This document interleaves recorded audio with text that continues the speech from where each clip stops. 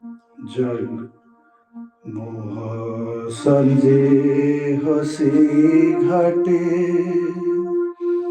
ডাকে তো নৌরি রে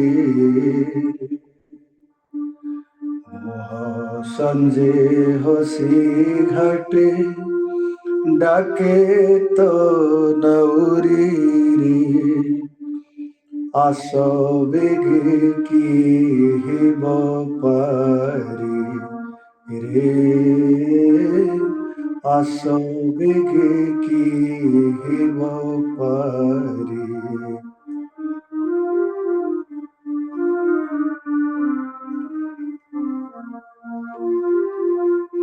চলা মেঘ উহাড়রে চন্দ্রমা উঠে কূଳରେ রজনী গন্ধা বাস চহটে চলা মেঘ উহাড়রে চন্দ্রমা উঠে কূଳରେ রজনী গন্ধা বাস চহটে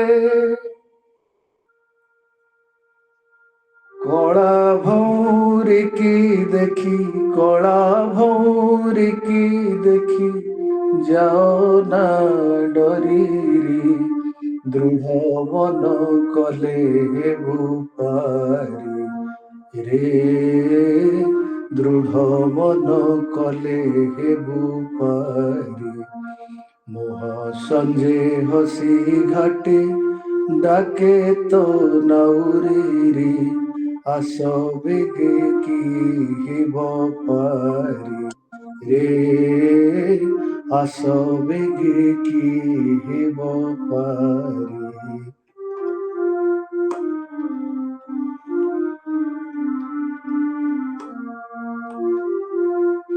দুই কূଳ ଲଙ୍ଘି ସୁଅ ଉଛୁଳି ଧାଏ ଥଳ କୂଳ କେଉଁ ଦିଗେ ଆଖି ନ ପାଏ ଦୁଇ କୂଳ ଲଙ୍ଘି ସୁଅ ଉଛୁଳି ଧାଏ ଥଳ କୂଳ କେଉଁ ଦିଗେ ଆଖି ନ ପାଏ କାତ ମୋର ଅତି ଟାଣ କାତ ମୋର ଅତି ଟାଣ ଦେବୀ ଉତାରି ଧରି ମଙ୍ଗ କରି ଦେବୀ ପାରି ରେ ଧରି ମଙ୍ଗ କରି ଦେବୀ ପାରି মোহ সঞ্জে হসি ঘাটে ডাকে তো নৌরি রে আসবেগে কি হেব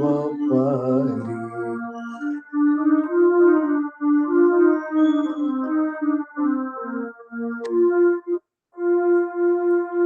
উঠ যেতে লোক ভয় বিচার নাহি কর দেব ষোড়পণ উত্তর পাই উঠ যেতে লোক ভয় বিচার নাহি কর দেব ষোড়পণ উত্তর পাই মালমতা ছাড়ি হুও না ভারি রে মালমতা ছাড়ি হুও না ভারি রে ଏହି ନବେ କରି ଦେବି ପାରି ରେ ଏହି ନବେ କରି ଦେବି ପାରି মোহ সঞ্জে হসি ঘাটে ডাকে তো নৌরি রে আসবেগে কি হেব পারি রে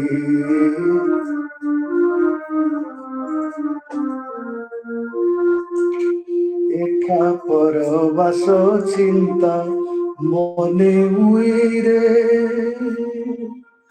এঠা পরবাস চিন্তা মনে উইরে পହଞ୍ଚି ପାରିବନି କି ନିଜ ଭୂଇଁରେ ପହଞ୍ଚି ପାରିବନି କି ନିଜ ଭୂଇଁରେ ଏକ ଲକ୍ଷେ ସ୍ମର ହବ, ଏକ ଲକ୍ଷେ ସ୍ମର ହବ ନଦୀର କାଣ୍ଡାରୀ, ସେହି ନାମେ ହୋଇଯିବ ପାରି ରେ, ସେହି ନାମେ ହୋଇଯିବ ପାରି। ମୋହ ସଞ୍ଜେ ହସି ଘାଟି ডাকে তো নাউরিরি, আসবে কি হেব পারি রে, আসবে কি হেব পারি। জয়। ଆଉ ଗୋଟେ ବୋଲ।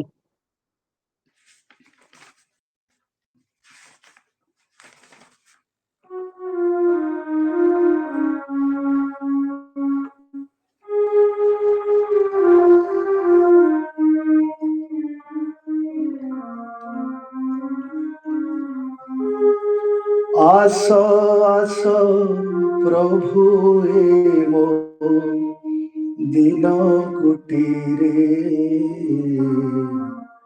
মৃদু সমীরে। আস আস প্রভু এ মো দিন কুটিরে,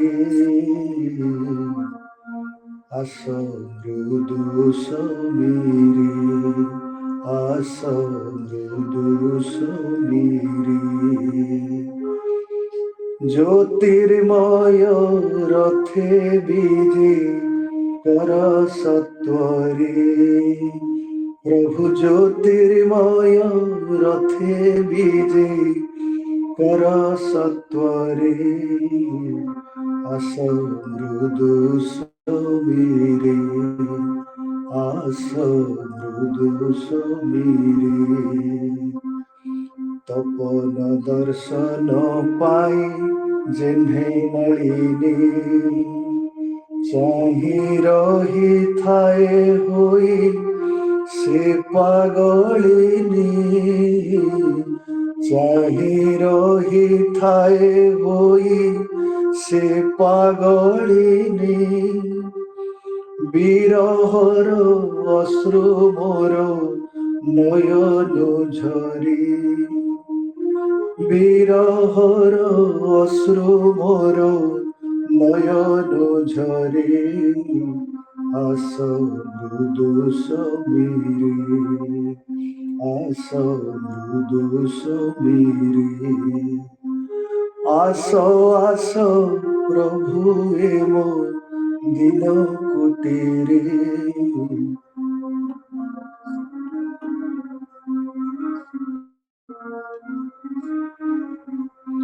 দর্শন করি তব পুণ্য মূরতি, কেতে তাপি অনুতাপি পান্তি মুক্তি।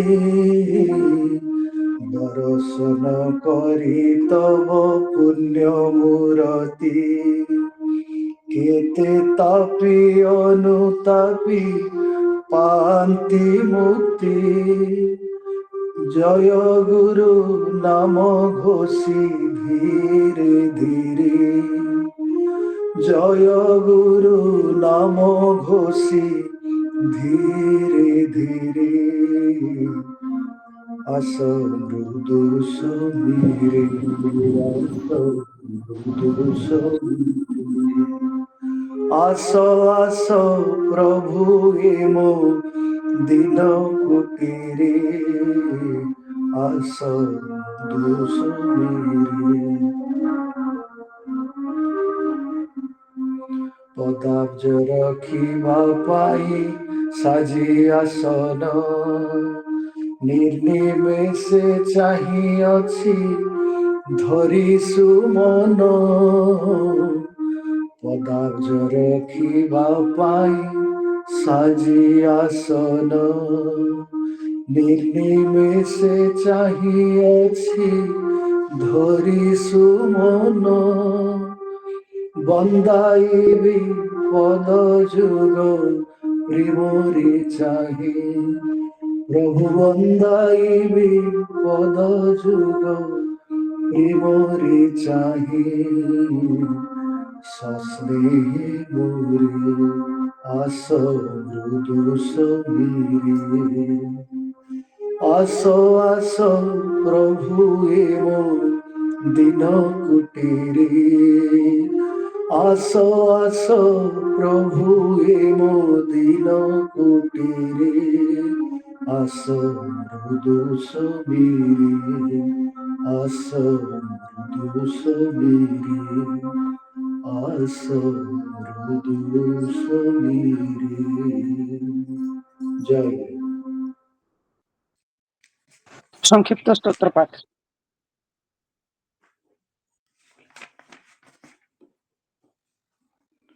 ॐ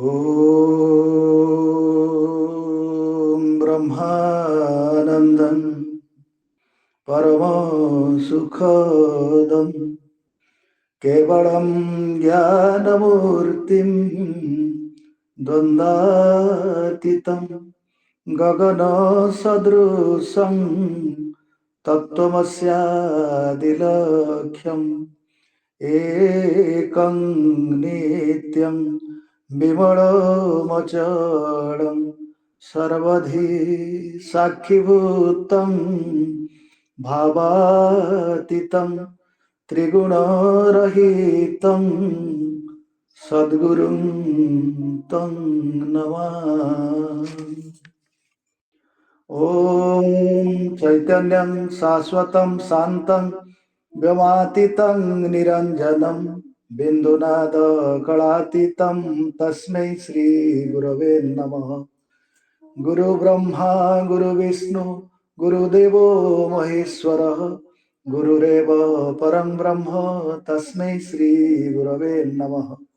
अज्ञानतिमिरान्धस्य ज्ञानाञ्जनशलाकया चक्षुरुन्मिलितं येन तस्मै श्रीगुरवे नमः। ज्ञानशक्तिसमारूढं तत्त्वमाला विभूषितं भुक्तिमुक्तिप्रदातारं तस्मै श्रीगुरवे नमः। सर्वश्रुतिशिरोरत्न विराजित पदाम्बुजं वेदान्तं भुजसूर्याय तस्मै श्रीगुरवे नमः। अनेक जन्म संप्राप्त कर्मबन्ध विदाहिने आत्मज्ञान प्रदानेन तस्मै श्रीगुरवे नमः। संसार वृक्षमारूढाः पतन्ति नरकार्णवे येन धृतमिदं विश्वं तस्मै श्रीगुरवे नमः। आब्रह्मस्तन्नपर्यन्तं परमात्मा स्वरूपकं स्थावरं जङ्गमं चैव प्रणमामि जगन्मयं। वन्देऽहं सच्चिदानन्दं भेदातीतं जगद्गुरुं नित्यं पूर्णं निराकारं निर्गुणं स्वात्मं संस्थितं। न गुरुरधिकं तत्त्वं न गुरुरधिकं तपः तत्त्वज्ञानात् परं नास्ति तस्मै श्रीगुरवे नमः। गुरुरादिरनादिश्च गुरुः परमदैवतं गुरुः परतरं नास्ति तस्मै श्रीगुरवे नमः। मन्नाथो श्रीजगन्नाथो मद्गुरुः श्रीजगद्गुरुः मदात्मा सर्वभूतात्मा तस्मै श्रीगुरवे नमः। नित्यशुद्धं निराभासं निराकारं निरञ्जनं नित्यबोधं चिदानन्दं गुरुब्रह्म नमाम्यहम्। भवपाशविनाशाय ज्ञानदृष्टिप्रदर्शिने नमः सद्गुरवे तुभ्यं भुक्तिमुक्तिप्रदायिने। नराकार परं ब्रह्म रूपाया ज्ञानहारिणे आत्मज्ञान प्रदानेन तस्मै श्रीगुरवे नमः। ॐ पूर्णमदः पूर्णमिदं पूर्णात् पूर्णमुदच्यते पूर्णस्य पूर्णमादाय पूर्णमेवावशिष्यते।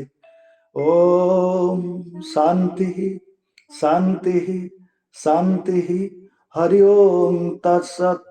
यदक्षरं परिभ्रष्टं मात्राहीनश्चदत् तत्सर्वं क्षम्यतां देव प्रसीद परमेश्वर। ध्यानमूलं गुरुमूर्तिं पूजामूलं गुरुः पदं मंत्रमूलम गुरुर्वाक्यं मोक्षमूलम गुरु कृपा। त्वमेव माता च पिता त्वमेव त्वमेव बन्धुश्च सखा त्वमेव त्वमेव विद्या द्रविणं त्वमेव त्वमेव सर्वं मम देव देव। जय। বন্দনাগান।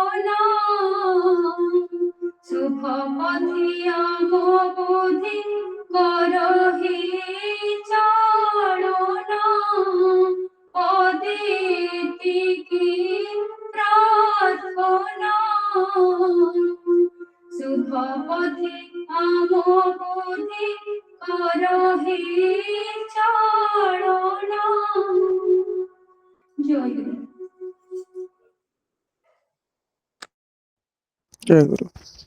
ଶ୍ରୀ ଶ୍ରୀ ଠାକୁରଙ୍କ ଉପଦେଶ।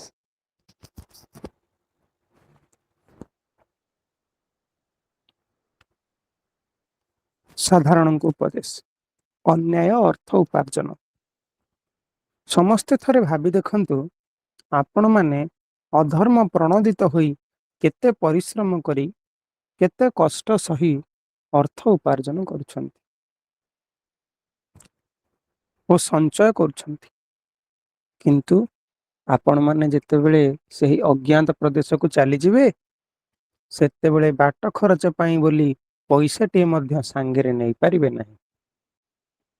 ଯେଉଁ ସ୍ତ୍ରୀ ପୁତ୍ରଙ୍କୁ ସୁଖୀ କରିବା ନିମିତ୍ତ ମୁଣ୍ଡ ଝାଳ ତୁଣ୍ଡରେ ମାରି ହିତାହିତ ଶୂନ୍ୟ ହୋଇ ଆପଣ କେତେ ଗର୍ହିତ ଆଚରଣ କରୁଛନ୍ତି, ସେହି ସ୍ତ୍ରୀ ପୁତ୍ରାଦିତ କେହି ହେଲେ ସାଙ୍ଗରେ ଯିବେ ନାହିଁ।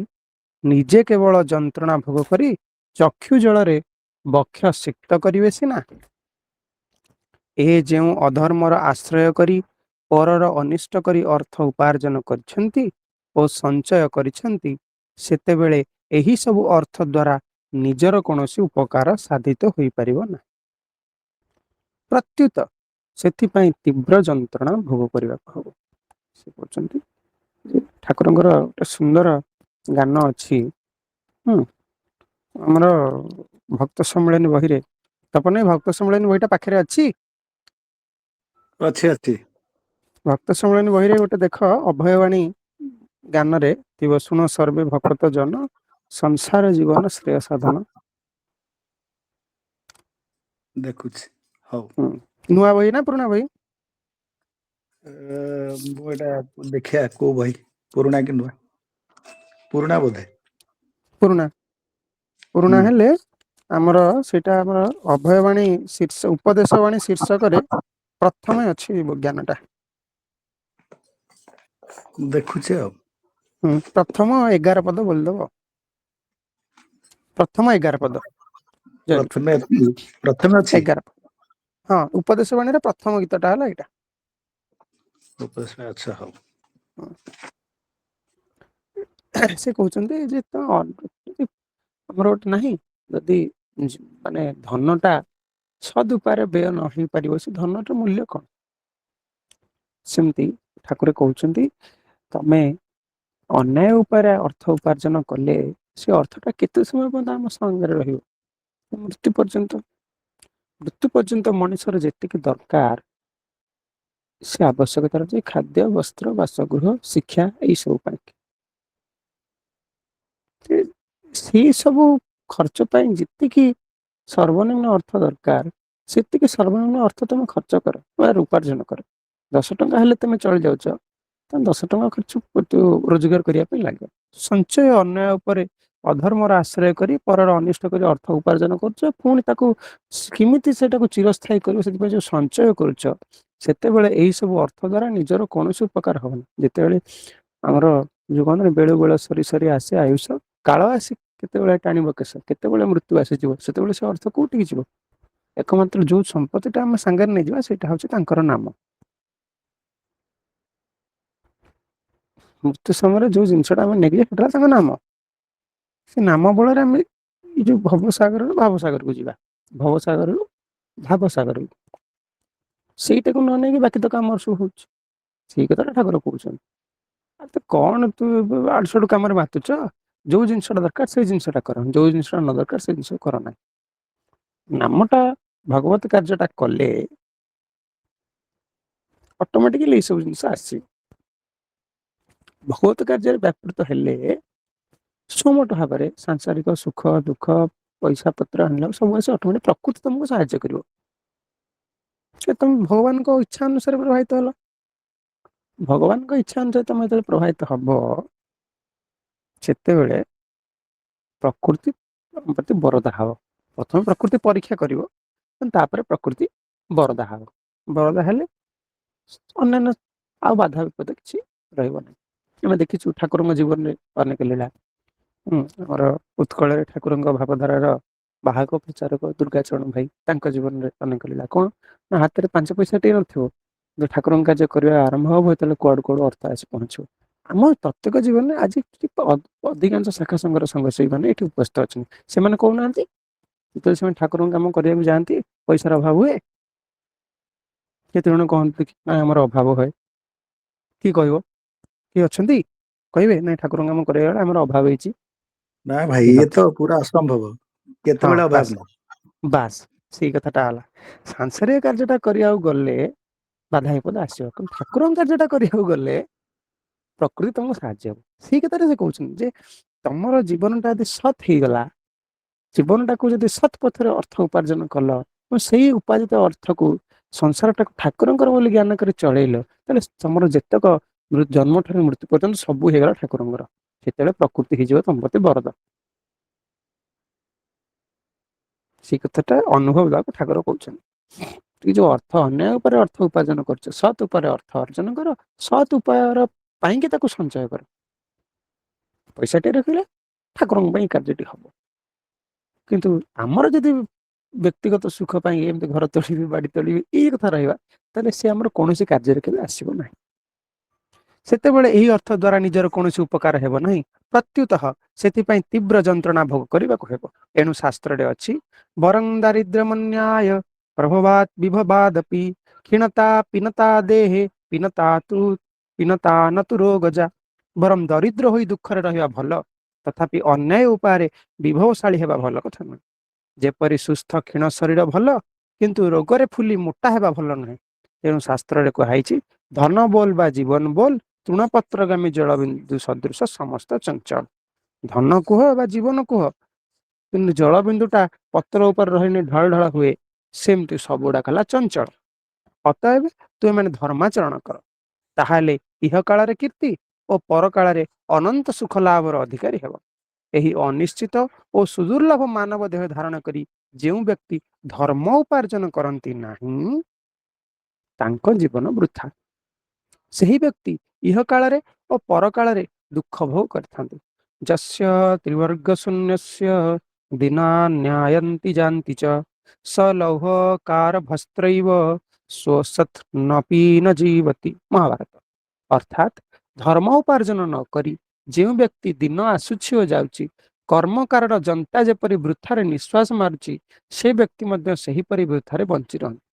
ବାସ୍ତବିକ କେବଳ ବଂଶ ମର୍ଯ୍ୟାଦା ଥିଲେ ଅଥବା ବିଷୟ ବିଭବର ଖ୍ୟାତି ଥିଲେ ମନୁଷ୍ୟ ଉନ୍ନତ ହୋଇପାରେ ନାହିଁ। ଜ୍ଞାନର ଉତ୍କର୍ଷରେ ଗୁଣ ଗାରିମାରେ ହିଁ ମାନବର ଗୁରୁତ୍ୱ ପ୍ରତିପନ୍ନ ହୁଏ। ବିଦ୍ୟା ବିତଂ ବପୁ ଶୌର୍ଯ୍ୟଂ କୁଳେ ଜନ୍ମ ନିରୋଗିତା ସଂସାର ଚିତ୍ତି ହେତୁଶ୍ଚ ଧର୍ମାଦେବ ପ୍ରବର୍ତ୍ତତେ। ଏଇ କଥାରେ ଠାକୁର କହୁଛନ୍ତି ଯେ ଆମ ଜୀବନଟା ହେଲା ଦୁର୍ଲଭ, ମାନବ ଜୀବନଟା। ତେଣୁ ମାନବ ଜୀବନଟାକୁ କେମିତି ସତ୍ ଉପାୟରେ ବିନିଯୋଗ କରିବ। କାହିଁକିନା ବହୁ କଷ୍ଟରେ ସର୍ବ ଶରୀର ମଧ୍ୟ ସାର ଦୁର୍ଲଭ ନର କଳେବର। ସବୁ ଶରୀର ଭିତରେ ନର କଳେବରଟା ହେଲା ଶ୍ରେଷ୍ଠ। ସେ ନର କଳେବରଟା ବହୁତ କଷ୍ଟରେ ଆମକୁ ମିଳେ, ନହେଲେ ବୁକିଂ ହେଇଯାଇଥିବ। ମାନେ ମୁନୟୋପି ନ ଜାନନ୍ତି ଗୁରୁ ଶୁଶ୍ରୂଷଣା ବିଧି। ଋଷି ମୁନି ଗନ୍ଧର୍ବ କିନ୍ନର ଏମାନେ ମଧ୍ୟ ମାନେ ଏଇ ମାନବ ଶରୀର ପାଇକିରି ଭଗବାନଙ୍କ ସେବା କରିବାକୁ ଅନେଇ ବସିଛନ୍ତି। ସେମାନେ ସବୁ କରିପାରିବେ, ଦେବତା ମାନଙ୍କର ମଣିଷକୁ ଛାଡ଼ିଦେଲେ ଅପରାପର ଯେତେ ଉଚ୍ଚତର ରହିଲେ ବା ନିଚତର ରହିଲେ ସମସ୍ତଙ୍କର ସବୁ ଅଛି, କିନ୍ତୁ ତାଙ୍କୁ ଭଗବାନଙ୍କ ସେବା କରିବା ପାଇଁ ବା ଧର୍ମାଚରଣ କରିବା ପାଇଁ ଦେହଟା ନାହିଁ। ସେମାନେ ସବୁବେଳେ ଟାକିକି ରହିଥାନ୍ତି, କେମିତି ଗୋଟେ ଦେହଟା ହେଲେ ତାକୁ ବୁକ୍ କରିଦେବେ, ବୁକିଂ ହେଇଯାଏ ଦେହ।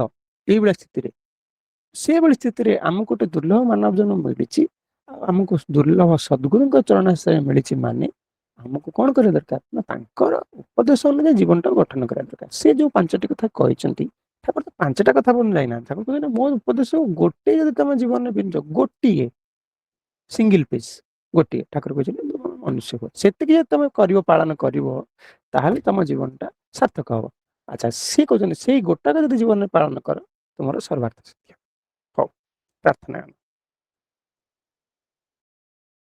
ଆରେ ସେ ପ୍ରାର୍ଥନାଟା ମିଳୁନି, ଆଉ ଗୋଟେ ପ୍ରାର୍ଥନା ବୋଲିଦବା। ନାହିଁ, ମିଳୁନି। ହଁ ହଁ ହଁ ହଁ।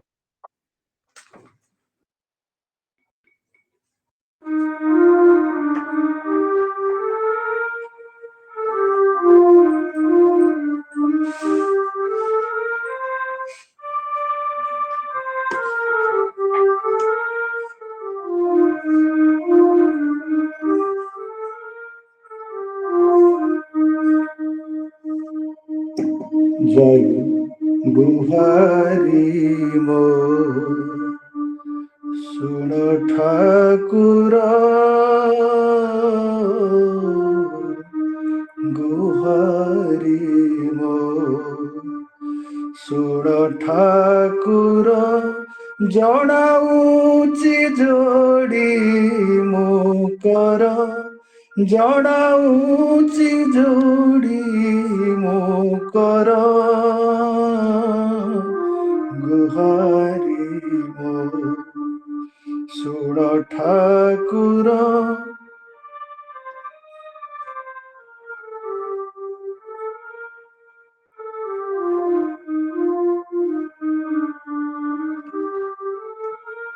ତୁମେ କାରାଜା ମୋର ମୁଁ ଚିର କିଣା କିଙ୍କର ତୁମେ କାରାଜା ମୋର ମୁଁ ଚିର କିଣା କିଙ୍କର ତୁମ ଗୁଣ ଗାଇବାକୁ କଣ୍ଠରେ ମୋ ଦିଅ ସୁର କଣ୍ଠରେ ମୋ ଦିଅ ସୁର ଗୁହାରି ମୋ ଶୁଣ ଠାକୁର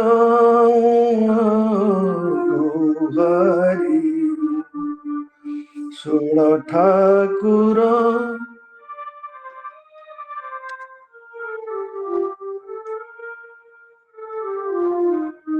ଚିତ୍ତର ଚିନ୍ତା ସାଉଟି ପ୍ରାଣର ଯେତେ ଭକତି ଚିତ୍ତର ଚିନ୍ତା ସାଉଟି ପ୍ରାଣର ଯେତେ ଭକତି ଜୀବନ ସୂତାରେ ଗୁନ୍ଥି ଭେଟି ଦେବି କରିହାର ଭେଟି ଦେବି କରିହାର ଗୁହାରି ମୋ ଶୁଣ ଠାକୁର ଗୁହାରି ମୋ ଶୁଣ ଠାକୁର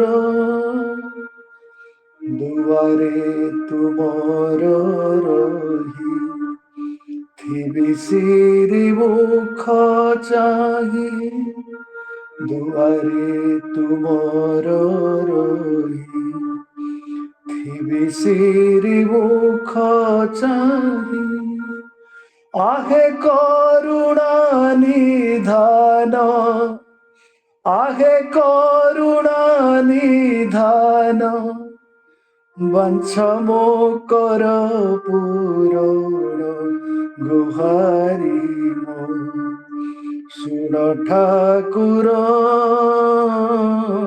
ଗୁହାରି ମୋ ଶୁଣ ଠାକୁର ନୌକରି ହେଉ ମୋର ତୁମ ପଦ ସେବିବାର ନୌକରି ହେଉ ମୋର ତୁମ ପଦ ସେବିବାର ଏତିକି କେବଳ ଭିକ୍ଷା ଏତିକି କେବଳ ଭିକ୍ଷା ନିରତ ଗୁରୁ ଦାସର ଗୁହାରି ମୋ ଶୁଣ ଠାକୁର ଜଣାଉଛି ଯୋଡ଼ି ମୁଁ କର ଜଣାଉଛି ଯୋଡ଼ି ମୁଁ କର ଗୁହାରି ମୋ ଶୁଣ ଠାକୁର ଗୁହାରି ମୋ ଶୁଣ ଠାକୁର ଜୟ ଗୁରୁ।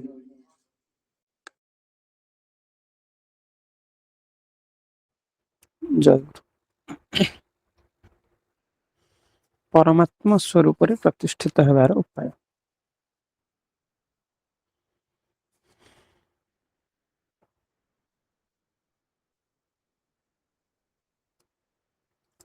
ଭଗବାନଙ୍କ ସମ୍ବନ୍ଧରେ ସଠିକ ଜ୍ଞାନ ଲାଭ କରିବାକୁ ହେଲେ କିମ୍ବା ଆମ୍ଭେ ତାଙ୍କୁ ଦର୍ଶନ କରିବାକୁ ଇଚ୍ଛା କଲେ ପ୍ରଥମେ ଆମକୁ ସେ କେଉଁଠି ରହନ୍ତି ସେହି ସମ୍ବାଦ ନେବାକୁ ହୁଏ।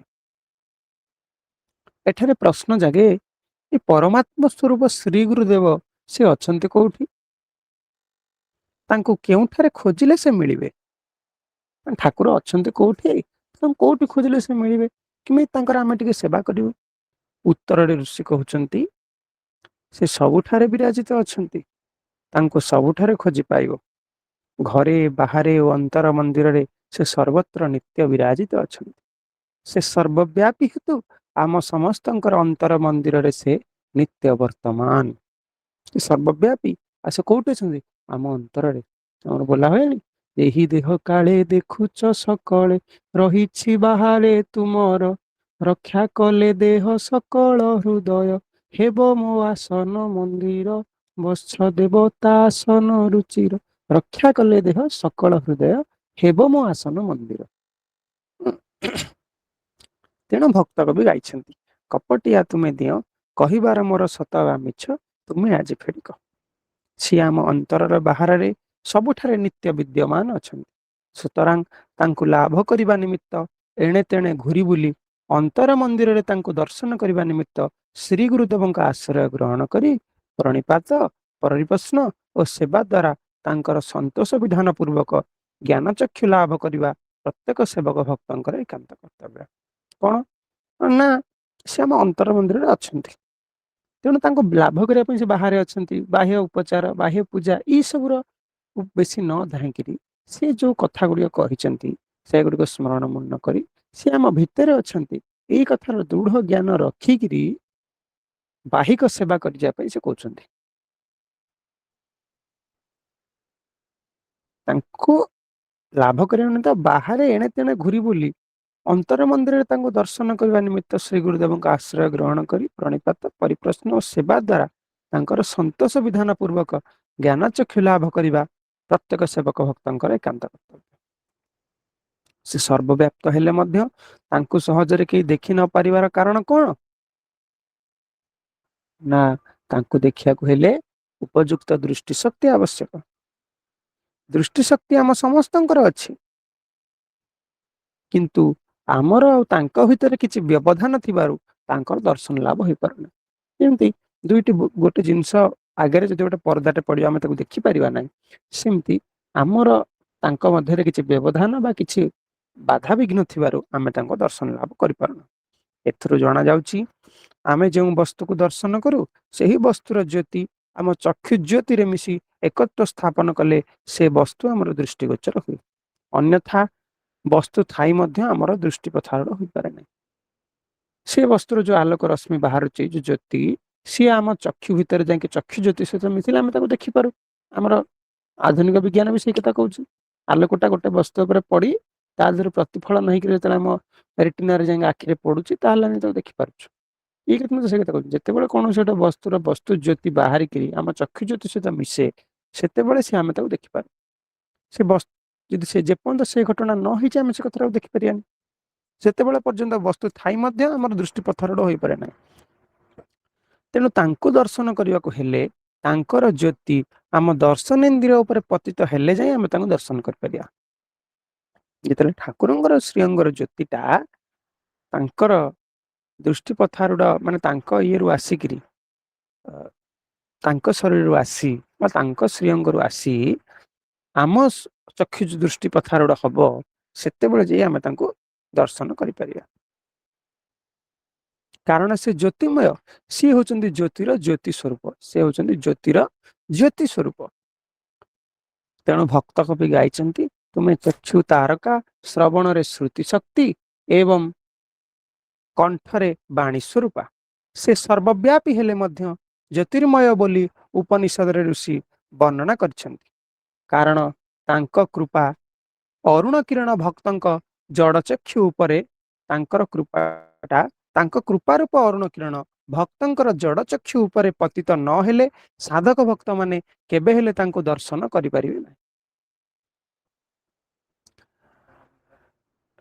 ତାଙ୍କର ଶରୀର ଅପ୍ରାକୃତ आम शरीर प्राकृत तांको शरीरटा अप्राकृत आम शरीरटा हला प्राकृत तेणु आमे रोग शोकर अधीर हो प्राकृत देह अच्छी बोली आमे पाप पुण्य कार्य करू आ रोग भोग करू प्राकृत शरीरटा अच्छी बोली आमर रोग भोग है किंतु आम अंतर रे थिबा अप्राकृत देह विशिष्ट ठाकुर ये सब अतीत आम भितर जे अच्छे अप्राकृत देह विशिष्ट जो ठाकुर आत्मस्वरूप श्री गुरुदेव सी हूँ ये सबूर बाहर तांकर रोग भोग ना पाप पुण्य कार्य ये सबूर सी हूँ बाहर सी शुद्ध अपाप विद्ध कौन सी पाप कार्य तांको स्पर्श करि पारे नाही कारण से चिन्मय अप्राकृत नित्य देहरे आम अंतर राज्य रे विराजित अछंती तांकर देह आ मन नथिले मध्य आम प्राकृत देह मनर सी होचंती नियंत्रण कर्ता तांकर देह मन नाही किंतु से कौ देह मन को आश्रय करछंती ना हमर ए जो प्राकृत देहर जो देह मन अछि ताको से आश्रय करछंती ज्ञान लाभ हेले तांकर मंगलमय इच्छा को सेवक माने हृदयंगम करती तेरे आमर प्रकृत ज्ञान लाभ हम आम प्रकृत चित्तटा शुद्धि हम सी कौन चाहूँगी सी कथाटा आमर हृदबोध हम से विश्वातीत होई मध्य एही विश्व को सृष्टि करुथिबारु आमे तांकर असीम ज्ञान अतुलन सौंदर्य और प्रेमर परिचय पाऊ से विश्वातीत होई विश्वर अतीत आमर कहना उपनिषद रे कौन ना शुणन्तु विश्वे अमृतस्य पुत्रा आदित्य वर्ण तमस पुरस्ता शुणन्तु विश्वे अमृतस्य पुत्रा वेदांत वेद पुरुष महांतं आदित्य वर्णम तमस पुरस्ता से कहछन ना हे विश्वर अमृतर संतान गण ये जो सूर्यमंडल जो देखुच जो आलोक आदित्य वर्ण तार ऊपर अच्छी कौन ना महाकाश तमस विराट तम मंडल तार ऊर्धरे जो ज्योतिर्मय वेदांतविद जो ज्ञान स्वरूप भगवान अछंती मु तांको जानिचे गुरु कहउछन्ती उपनिषद रे तेरो मु होछि सेई अमृतमय लोकरु आसीची तुम माननको अमृतर वार्ता सुनाया सेई कथाटा एटी से कहले जे से कोठु आछंती ना से विश्वटा हमर महाकाशर सृष्टि हिचे महाकाशर ऊर्धरे जो सत्ता अछंती से होछने श्री गुरुदेव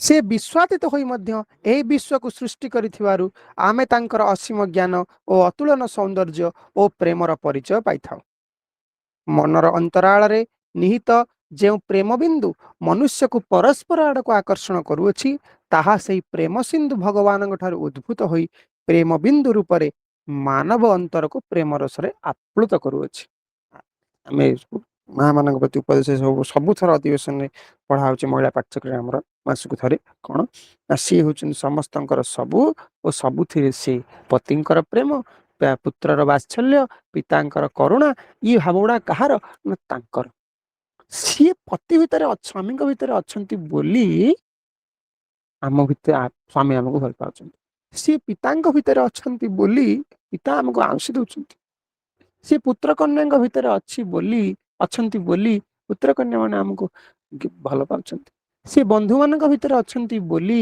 सख्य भाव आम आम सहित प्रेम संपर्क स्थापित हो ताहा सही प्रेम सिंधु भगवान ठाରୁ उद्भूत होई प्रेम बिंदु रूप में मानव अंतर को प्रेम रसरे आप्लुत करुछि एथिपाई भक्त माने तांको प्रेम सिंधु प्रेममय बोली आख्या प्रदान करिसेंती से सर्वज्ञ सर्वदर्शी समस्त प्रेम और सौंदर्यर से होचंती आधार से महाकाव्य जगत सुंदर देखा जाए केतेबेले मन जेतेबेले सेही चिर सुंदरंक चिंतारे निमग्न थाए जो मन साहाय्य आमे चिंता बा ज्ञान आलोचना करू सेही मनर प्रेरणादाता होचंती श्री गुरु भगवान आमे जो मनटा विषय चिंता करू से मनर प्रेरणादाता भी श्री भगवान से मनर नियंता बोली तांकर अन्य नाम होची मनीषी से मनर नियंता बोली तांकर अन्य नाम होची मनीषी किंतु आमर बेले बेले खराब चिंता आसे कौन पाई ना आमे तांको चिंता न करके विषय चिंता करुथिबारु तांको सहित आमर कनेक्शन रहे ना फल प्रेरणाटा तांको जगार न आसिकरी ये विषय विभव भितर एते नेगेटिव एनर्जी अच्छी तांको भितर हम प्रेरणा पाऊ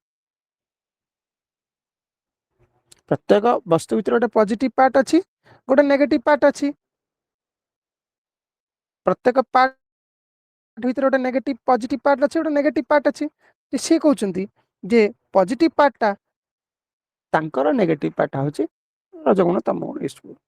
ଆମର ସେଇ ଯେତେବେଳେ ଆମେ ତାଙ୍କ ଚିନ୍ତାରେ ତନ୍ମୟ ନ ହେଇକିରି ହେଇନଥାଉ, ସେତେବେଳେ ନେଗେଟିଭ ଯୋଉ ବିଷୟ ଚିନ୍ତାରୁ ଆମ ପାଖରେ ପ୍ରେରଣା ଆସିକିରି ଆମ ମନକୁ ଛିନ୍ନ ଭିନ୍ନ କରିପକାଏ।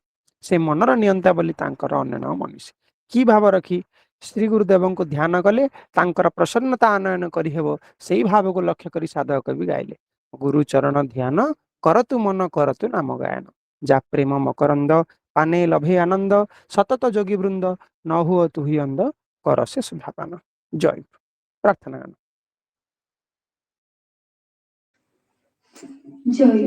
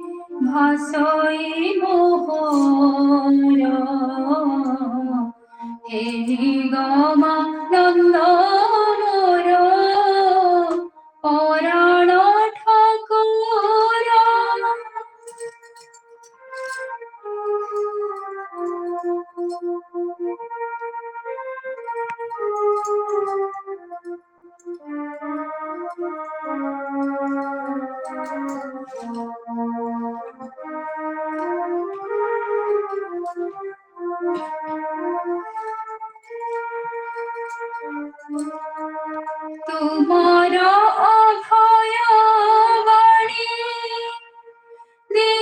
ସୁଧାଧର ପୁଣି, ତୁମର ଅଭୟ ବାଣୀ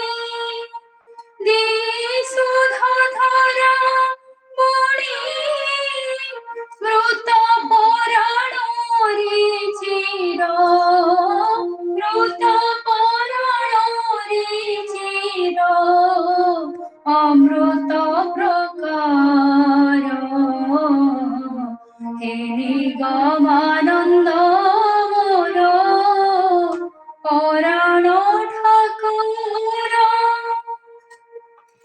ଘୀନ ପ୍ରଣତି ମୋହର ସକଳ ସନ୍ତାପ ହର, ঘীন প্রণতি মোহর সকল সন্তাপ হর, জয় গুরু জয় গুরু, জয় গুরু জয় গুরু,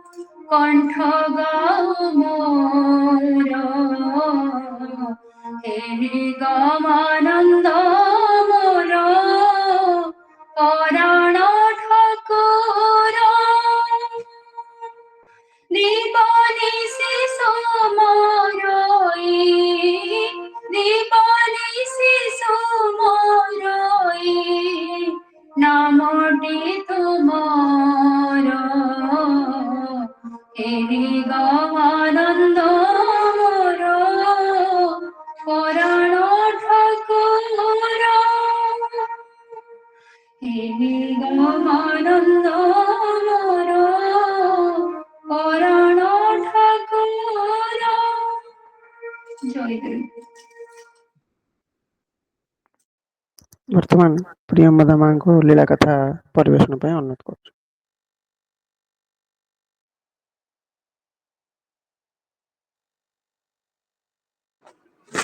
ଜୟଗୁରୁ। ପ୍ରାଣର ଆରାଧ୍ୟ ଶ୍ରୀ ଶ୍ରୀ ଠାକୁର ମହାରାଜଙ୍କ ରଙ୍ଗ ଚରଣରେ ଭକ୍ତିଭୂତ ପ୍ରଣାମ ଜଣାଉଅଛି। ଉପସ୍ଥିତ ଭକ୍ତ ଭାଇ ଓ ମା ମାନଙ୍କର ମୋର ଭକ୍ତିପୂତ ଜୟଗୁରୁ ପ୍ରଣାମ। ଏଇ କିଛି ଗୋଟେ ମାସ ହେଲା ଏତେ ବ୍ୟସ୍ତତା ଭିତରେ ରହିଛି ଯେ ଚାହିଁ ମଧ୍ୟ ଏ ସେବାରୁ ମୁଁ ବଞ୍ଚିତ ହେଇଥିଲି। ଏଇ ଲୀଳା କଥା ପରିବେଷଣରୁ ଯାହା ହଉ ଠାକୁର ପୁଣି ସୁବିଧା ସୁଯୋଗ କରେଇଦେଲାରୁ ଆଜି ସେ ସେବା ମିଳିଛି। ବର୍ତ୍ତମାନ କୁମ୍ଭ ମେଳା ଚାଲିଛି। କୁମ୍ଭ ମେଳାରେ ତ ଅନେକ ସାଧୁ ସନ୍ଥ ସାଧାରଣ ଲୋକ ସାରା ପୃଥିବୀ ଯେମିତି ଏକାକାର ବସୁଧୈବ କୁଟୁମ୍ବକମ୍ ହେଇଯାଇଛି। ସମସ୍ତେ ସେଠାକୁ ଯାଉଛନ୍ତି। ଆଉ ଠାକୁରଙ୍କ ଗୋଟେ ବାଣୀରେ ମଧ୍ୟ ଅଛି ଯେ କୁମ୍ଭ ମେଳାରେ ସ୍ୱର୍ଗର ଦେବତା ମାନେ ମଧ୍ୟ ସାଧୁ ସନ୍ଥ ବେଶରେ ବୁଲନ୍ତି। ସମସ୍ତେ ମଧ୍ୟ ମର୍ତ୍ତ୍ୟ ଧାମକୁ ଓହ୍ଲେଇ ଆସିଛନ୍ତି। ହୁଏତ ଏ ଆଖି ସେମାନଙ୍କୁ ଚିହ୍ନି ପାରୁନି। ତ ଏଇଭଳି ଠାକୁର ହରିଦ୍ୱାର କୁମ୍ଭ ମେଳାରେ ଯୋଗଦାନ କରିଥିଲେ ଭକ୍ତମାନଙ୍କୁ ନେଇ। ସେ କୁମ୍ଭ ମେଳା ଦର୍ଶନ ପରେ କାଶୀ କୁମ୍ଭ ମେଳାରେ ଭକ୍ତମାନଙ୍କ ସହିତ କିଛି ଦିନ ରହି କାଶୀ ଯାଇଥିଲେ। ଆଉ କାଶୀ ଠାରେ ଆମେ ଜାଣୁ ଯେ ବୃଦ୍ଧ ଡାକ୍ତର ହରଚନ୍ଦ୍ର ଦେଙ୍କୁ କିଭଳି ଠାକୁର ଅନ୍ନପୂର୍ଣ୍ଣା ଦର୍ଶନ କରାଇ ଦେଇଥିଲେ ମାତା ଅନ୍ନପୂର୍ଣ୍ଣାଙ୍କୁ। ଆଉ ସେଇ ଡାକ୍ତରଙ୍କୁ ସେଇ ବିଷୟ ଆମେ ପୂର୍ବରୁ ଆଲୋଚନାରେ ରଖିଛେ। କିଭଳି ଅନ୍ନପୂର୍ଣ୍ଣାଙ୍କୁ ଠାକୁର ଦର୍ଶନ ଦାନ କରାଇ ଦେଇଥିଲେ। ଆଉ ସେଇଠାରୁ ହିଁ ଠାକୁରଙ୍କର ପୂର୍ବବଙ୍ଗ ଯାତ୍ରା ଆରମ୍ଭ ହେଇଥିଲା। ଅର୍ଥାତ୍ ସେଥିରେ ପୂର୍ବବଙ୍ଗ ଚଟ୍ଟଗ୍ରାମର ସେ ଡାକ୍ତର। ଆଉ ସେ ପୂର୍ବବଙ୍ଗରେ ହିଁ ଠାକୁରଙ୍କର ସେଇ ଯୋଉ ତାଙ୍କର ତପ ପ୍ରବାହ ପ୍ରତିଭୂତି ଯୋଗେଶ୍ଚର୍ଯ୍ୟ ଏଇ ଡାକ୍ତର ହରଚନ୍ଦ୍ରକୁ କେନ୍ଦ୍ର କରି ହିଁ ଚତୁର୍ଦିଗ ତାଙ୍କର ପ୍ରଚାର ହୋଇଥିଲା ଶ୍ରୀ ଶ୍ରୀ ଠାକୁରଙ୍କର। ଆଉ ସେ ବୃଦ୍ଧ ଡାକ୍ତରଙ୍କର ପୁତ୍ର ଦୀନବନ୍ଧୁ, ଜାମାତା ଗୁରୁଦାସ ଆଉ ଅନ୍ୟ କେତେ ଜଣ ସେଇ ଗ୍ରାମରେ ଠାକୁର ତାଙ୍କ ଗ୍ରାମକୁ ଯାଇଥିଲେ, ସେଠାରେ ଦୀକ୍ଷା ଗ୍ରହଣ କରିଥିଲେ। ତାଙ୍କର ଏଇ ଜାମାତା ଗୁରୁଦାସ ସେ ଦୀକ୍ଷା ଗ୍ରହଣ କରିବା ପରେ ବିବାହିତ ହୋଇଥିଲେ ମଧ୍ୟ ସନ୍ନ୍ୟାସୀ ଜୀବନ ଯାପନ କରିଥିଲେ। ଆଉ ସେ ତାଙ୍କ ଠାରୁ ମହେନ୍ଦ୍ରଲାଲ ଧର ନାମକ ଜଣେ ଯୁବକ ଏଇ ଗୁରୁଦାସଙ୍କ ସଂସ୍ପର୍ଶରେ ଆସି ଶ୍ରୀ ଶ୍ରୀ ଠାକୁରଙ୍କୁ ଜାଣିଥିଲେ। ଆଉ ଶ୍ରୀ ଶ୍ରୀ ଠାକୁରଙ୍କ ଦୀକ୍ଷା ମଧ୍ୟ ନେଇଥିଲେ। ଆଉ ସେ ଦୀକ୍ଷା ନେବା ପରେ ତାଙ୍କ ଭିତରେ ହିଁ ମହେନ୍ଦ୍ର ଧରଙ୍କ ଭିତରେ ଆଧ୍ୟାତ୍ମିକ ଜାଗରଣ ହୋଇଥିଲା। ଆଉ ସେ ପୁରୀ ଯାଇ ଶ୍ରୀ ଶ୍ରୀ ଠାକୁରଙ୍କଠାରୁ ଦୀକ୍ଷା ଗ୍ରହଣ କରିଥିଲେ। ଦୀକ୍ଷା ଗ୍ରହଣ କରିସାରିଲା ପରେ ସେ ଘରକୁ ଫେରି ସାତ୍ଵିକ ଆହାର ତାଙ୍କର ଅଭ୍ୟାସ ହୋଇଯାଇଥିଲା। ଆଉ ଏକ ହେଇଥିଲା ଯାହା ଫଳରେ ତାଙ୍କ ପିତାଙ୍କ ନାଁ ଥିଲା ଈଶ୍ୱର ଧର। ସେହି ପୁତ୍ରର ଏତଦୃଶ ସନ୍ନ୍ୟାସୀ ଜୀବନ ଯାପନ ଦେଖି ଅତ୍ୟନ୍ତ କ୍ଷୁବ୍ଧ ହୋଇଥିଲେ। ଆଉ ସେ କିପରି ଏହି ପଥରୁ ତାଙ୍କୁ ବିଚ୍ୟୁତ କରାଇବେ ସେ ବହୁ ଚେଷ୍ଟା କରିଥିଲେ। ତାଙ୍କର ତେଜରାତି ବ୍ୟବସାୟ ଥିଲା ତାଙ୍କ ପିତାଙ୍କର, ଖୁବ ଧନୀ ଲୋକ। ସେ ଭାବୁଥିଲେ ପୁତ୍ର ଯଦି ଏଇଭଳି ଚାଲିବ, ସଂସାର ଆଉ ନ କରିବ, ତାଙ୍କର ବହୁ କ୍ଷତି ଘଟିବ।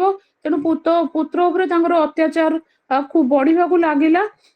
ଏହାପରେ ଥରେ ତାଙ୍କ ପୁତ୍ରବଧୂଙ୍କୁ କହିଲେ ତୁ ଆମିଷ ରାନ୍ଧିକି ମହେନ୍ଦ୍ରକୁ ଖାଇବାକୁ ଦେ। ଯେପରି ଉତ୍ପୀଡ଼ନ ବଢି ବଢି ଚାଲୁଥିଲା, ମନେ ମନେ ସେ ମହେନ୍ଦ୍ର ଧର କହିଲେ ବା ଚିନ୍ତା କଲେ ମୁଁ ଯାଇ ତୀର୍ଥାଟନ ସ୍ତ୍ରୀଙ୍କୁ ନେଇକି ସସ୍ତ୍ରୀକ ମୁଁ କାଶୀ ଯାତ୍ରା ପଳେଇବି। କିନ୍ତୁ ବୃଦ୍ଧ ପିତାମାତା ଏତେ ଅସହାୟ ଅବସ୍ଥାରେ ଛାଡିଦେବାକୁ ସେ ଉଚିତ ମନେ କଲେନି। ତେଣୁ ପିତାମାତାଙ୍କୁ ମଧ୍ୟ ସେ ବୁଝାଇ ସୁଝାଇ କାଶୀକୁ ନେଇ ଯାଇଥିଲେ।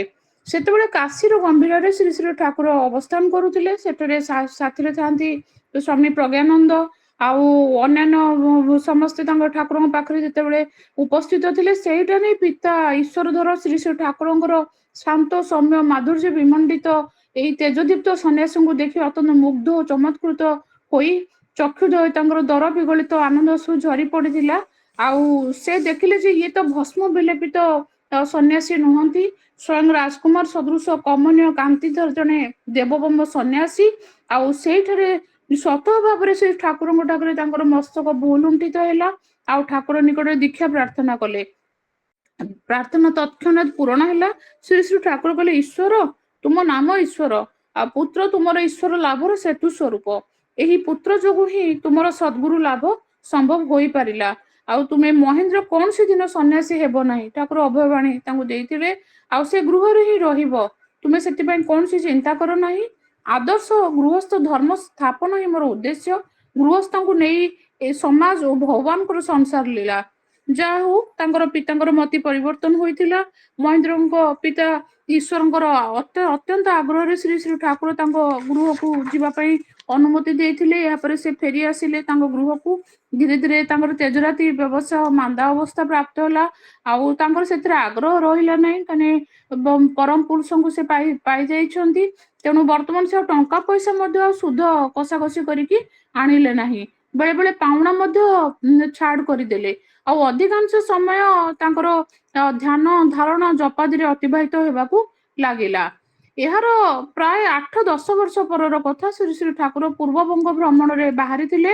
ଆଉ ଏଇ ଚଟ୍ଟଗ୍ରାମର ସହରର ହଜାରୀ ଗଳିରେ ତାଙ୍କର ଜଣେ ଭକ୍ତ ପ୍ରସନ୍ନ କୁମାର ଦାସ ତାଙ୍କ ଘରେ ଠାକୁର କିଛି ଦିନ ଅବସ୍ଥାନ କରିଥିଲେ।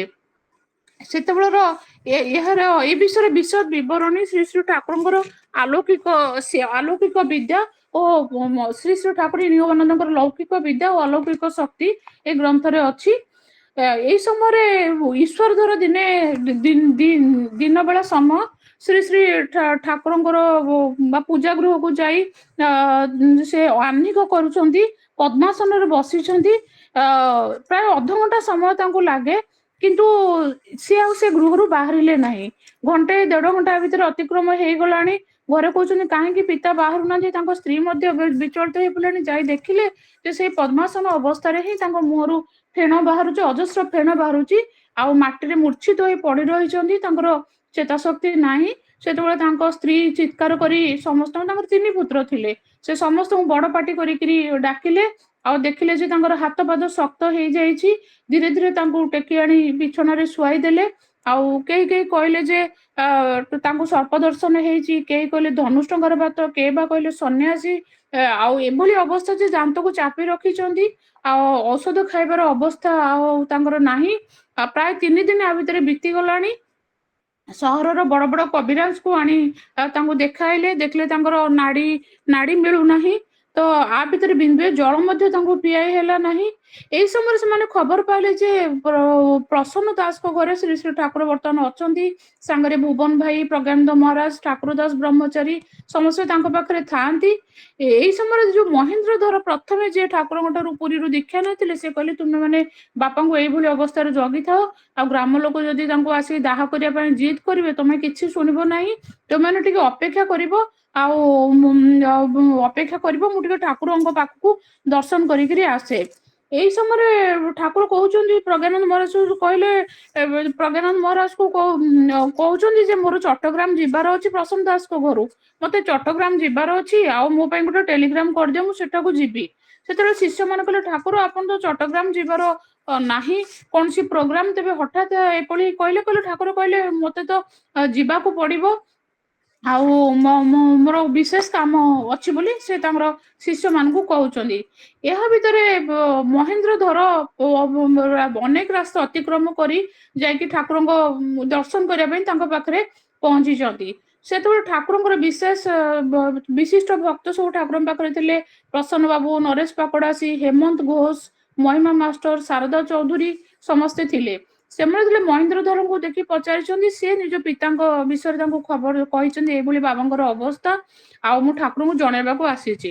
ଭକ୍ତ ମାନେ ତାଙ୍କୁ ବାରଣ କଲେ, କହିଲେ ତୁମେ ଏଇ ଠାକୁରଙ୍କୁ ଏସବୁ କଥା ଜଣାଅନି, ଯଦି ଜଣେଇବ ଠାକୁରଙ୍କର ନିରାନନ୍ଦ ଭାବ ଆସିଯିବ। ଆଉ କହି ତାଙ୍କୁ ଆଦୌ ହିଁ ଅନେକ ଥର 2-3 ଥର ଚେଷ୍ଟା କଲେ ମଧ୍ୟ ଭୁବନ ଭାଇ ତ ଭାରି କଠୋର, ସେ ଆଉ କୌଣସି ମତେ ଠାକୁରଙ୍କ ପାଖକୁ ପଶିବାକୁ ଦେଲେ ନାହିଁ। ଏହାଫଳରେ ସେ ବିଫଳ ମନରେ ଦୂରରେ ଯାଇ ଖୁବ୍ ମନକୁ ମନ କାନ୍ଦିବାରେ ଲାଗିଛନ୍ତି। ଏଇ ସମୟରେ ଠାକୁର ସେପଟେ ପ୍ରଶ୍ନ ପଚାରୁଛନ୍ତି, ଆରେ ତମ ସମସ୍ତଙ୍କୁ ଦେଖୁଛି, ପ୍ରଜ୍ଞାନନ୍ଦ ମହାରାଜକୁ କହିଲେ, କିନ୍ତୁ ଈଶ୍ୱର ଘରର କାହାକୁ ତ ଦେଖୁନାହିଁ। ସେପଟେ ଠାକୁର କହୁଛନ୍ତି। ଯାହା ହଉ ସେ କୁନ୍ଥୁ ହେଇକିରି କହିଲେ, ଠାକୁର ଆଉ ସେ ଆସିଛନ୍ତି। ଆଉ ଠାକୁର କହିଲେ ସେ ଆସିଛି, କାହିଁ ମତେ ଦେଖା କରୁନାହିଁ, କାହିଁକି, କେଉଁଠି ଅଛି, ତାକୁ ମୋ ପାଖକୁ ଡାକ। ଏଇ ସମୟରେ ତାଙ୍କୁ ଆସି ଡାକିଲେ, ଚାଲ ଠାକୁର ଡାକୁଛନ୍ତି। ଠାକୁର କହିଲେ ମହେନ୍ଦ୍ର ତୁ କାଞ୍ଚୁ କାହିଁକି? ନା ଠାକୁର ମୁଁ 10:30-11ଟାରୁ ଆସିଲିଣି, ବହୁବାର ଚେଷ୍ଟା କରିଛି ଆପଣ ଦେଖା କରିବାକୁ, ମତେ କେହି ଦେଖା କରେଇ ଦଉନାହାନ୍ତି। ଠାକୁର ଭୀଷଣ ରାଗିଗଲେ।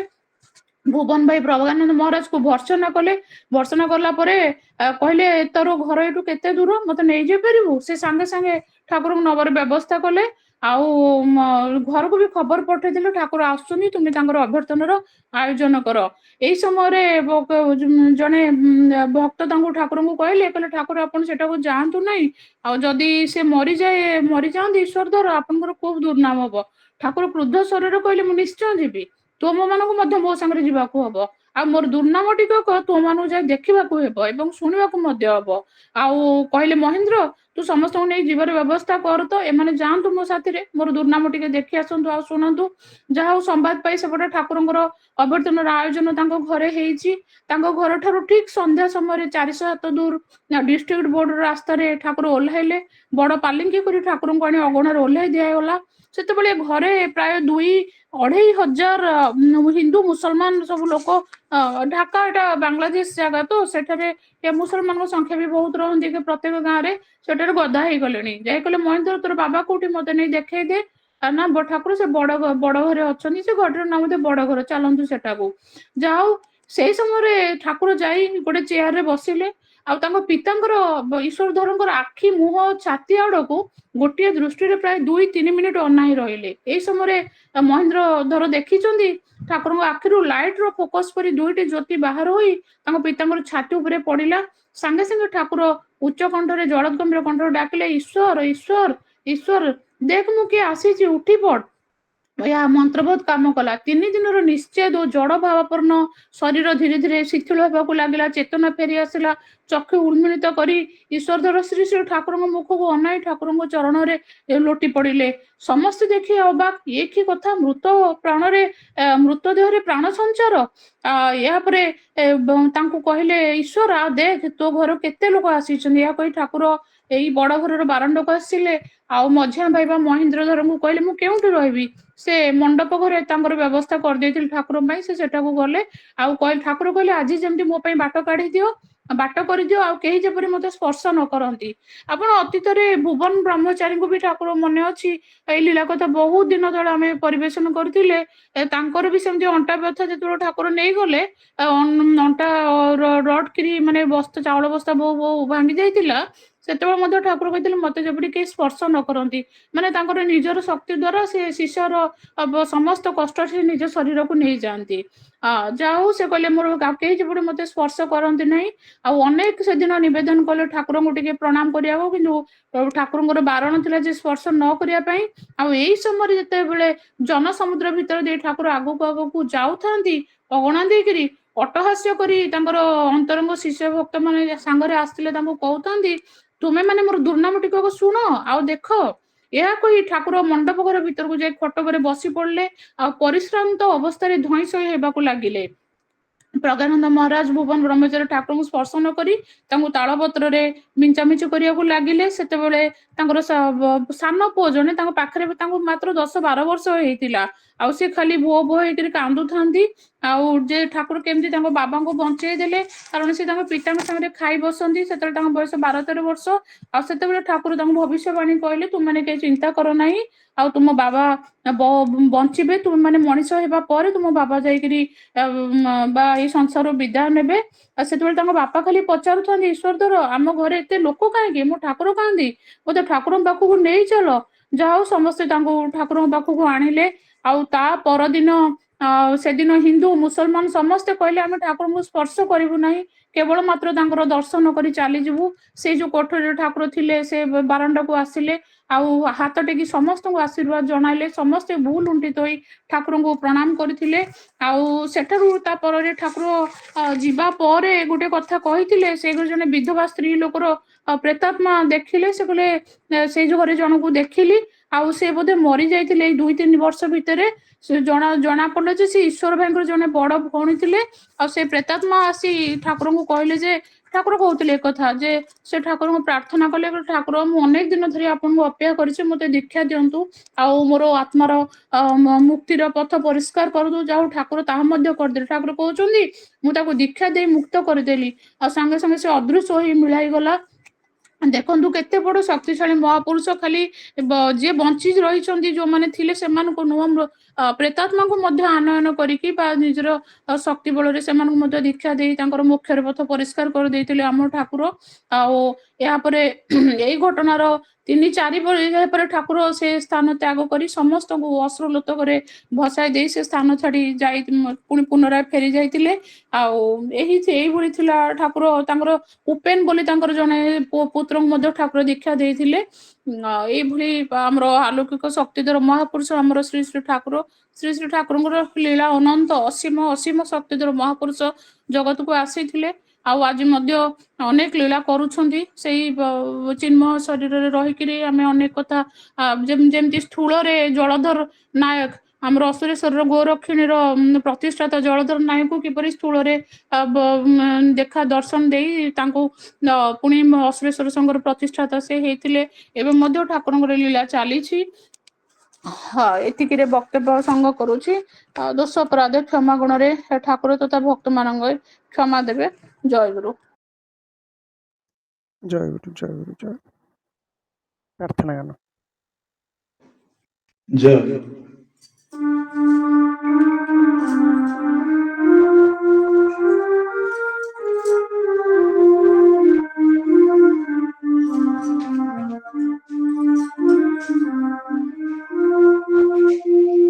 চিহ্নিছু কি গুরু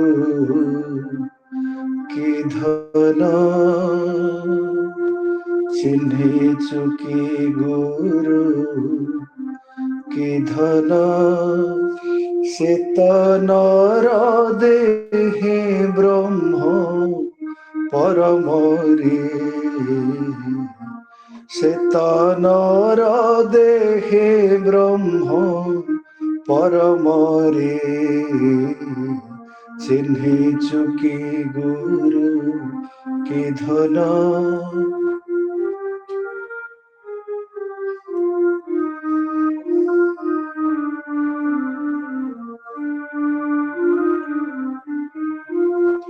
গুরু ব্রহ্মা শিব গুরু নারায়ণ অখণ্ড মণ্ডলে ব্যাপ্ত ত্রিভুবন পরমাত্মা পদ কৰান্তি দর্শন পরমাত্মা পদ କରାন্তি দর্শন যাহা ধ্যানে যোগী মগন রে চিহ্নিছু কি গুরু কি ধন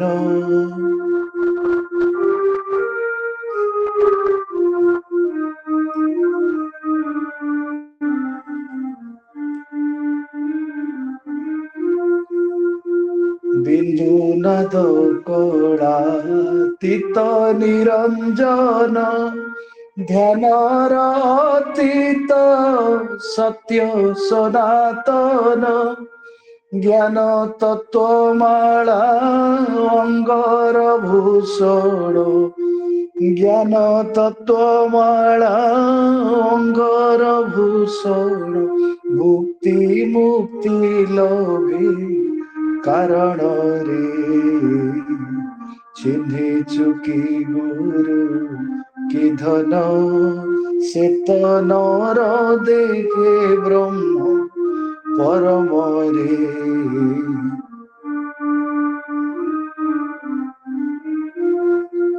জন্ম জন্মান্তর ভাগ্যর জন কলে পুণ্য ফলে পাইবু দর্শন জন্ম জন্মান্তর ভাগ্যর জন কলে পুণ্য ফলে পাইব দর্শন অহেতুক কৃপা বিন্দু বিতরণ করি তারে দিন অধমরে চিহ্নিছু কি গুরু কি ধন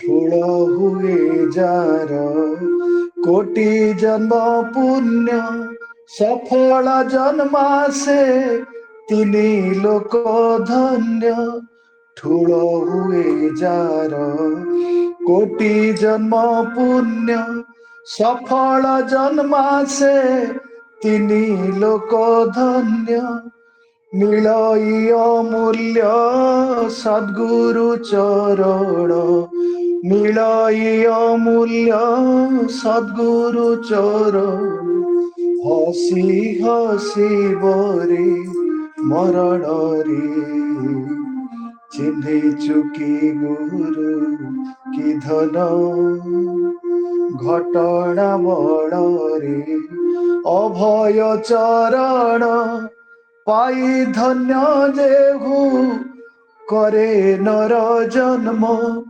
पाई धन्य जेहु करे नर जन्म महाकाल भये करे पलायन महाकाल भये करे पलायन निय गुरु पदे शरण रे निय गुरु पदे शरण रे चिन्हे चुकी गुरु की धन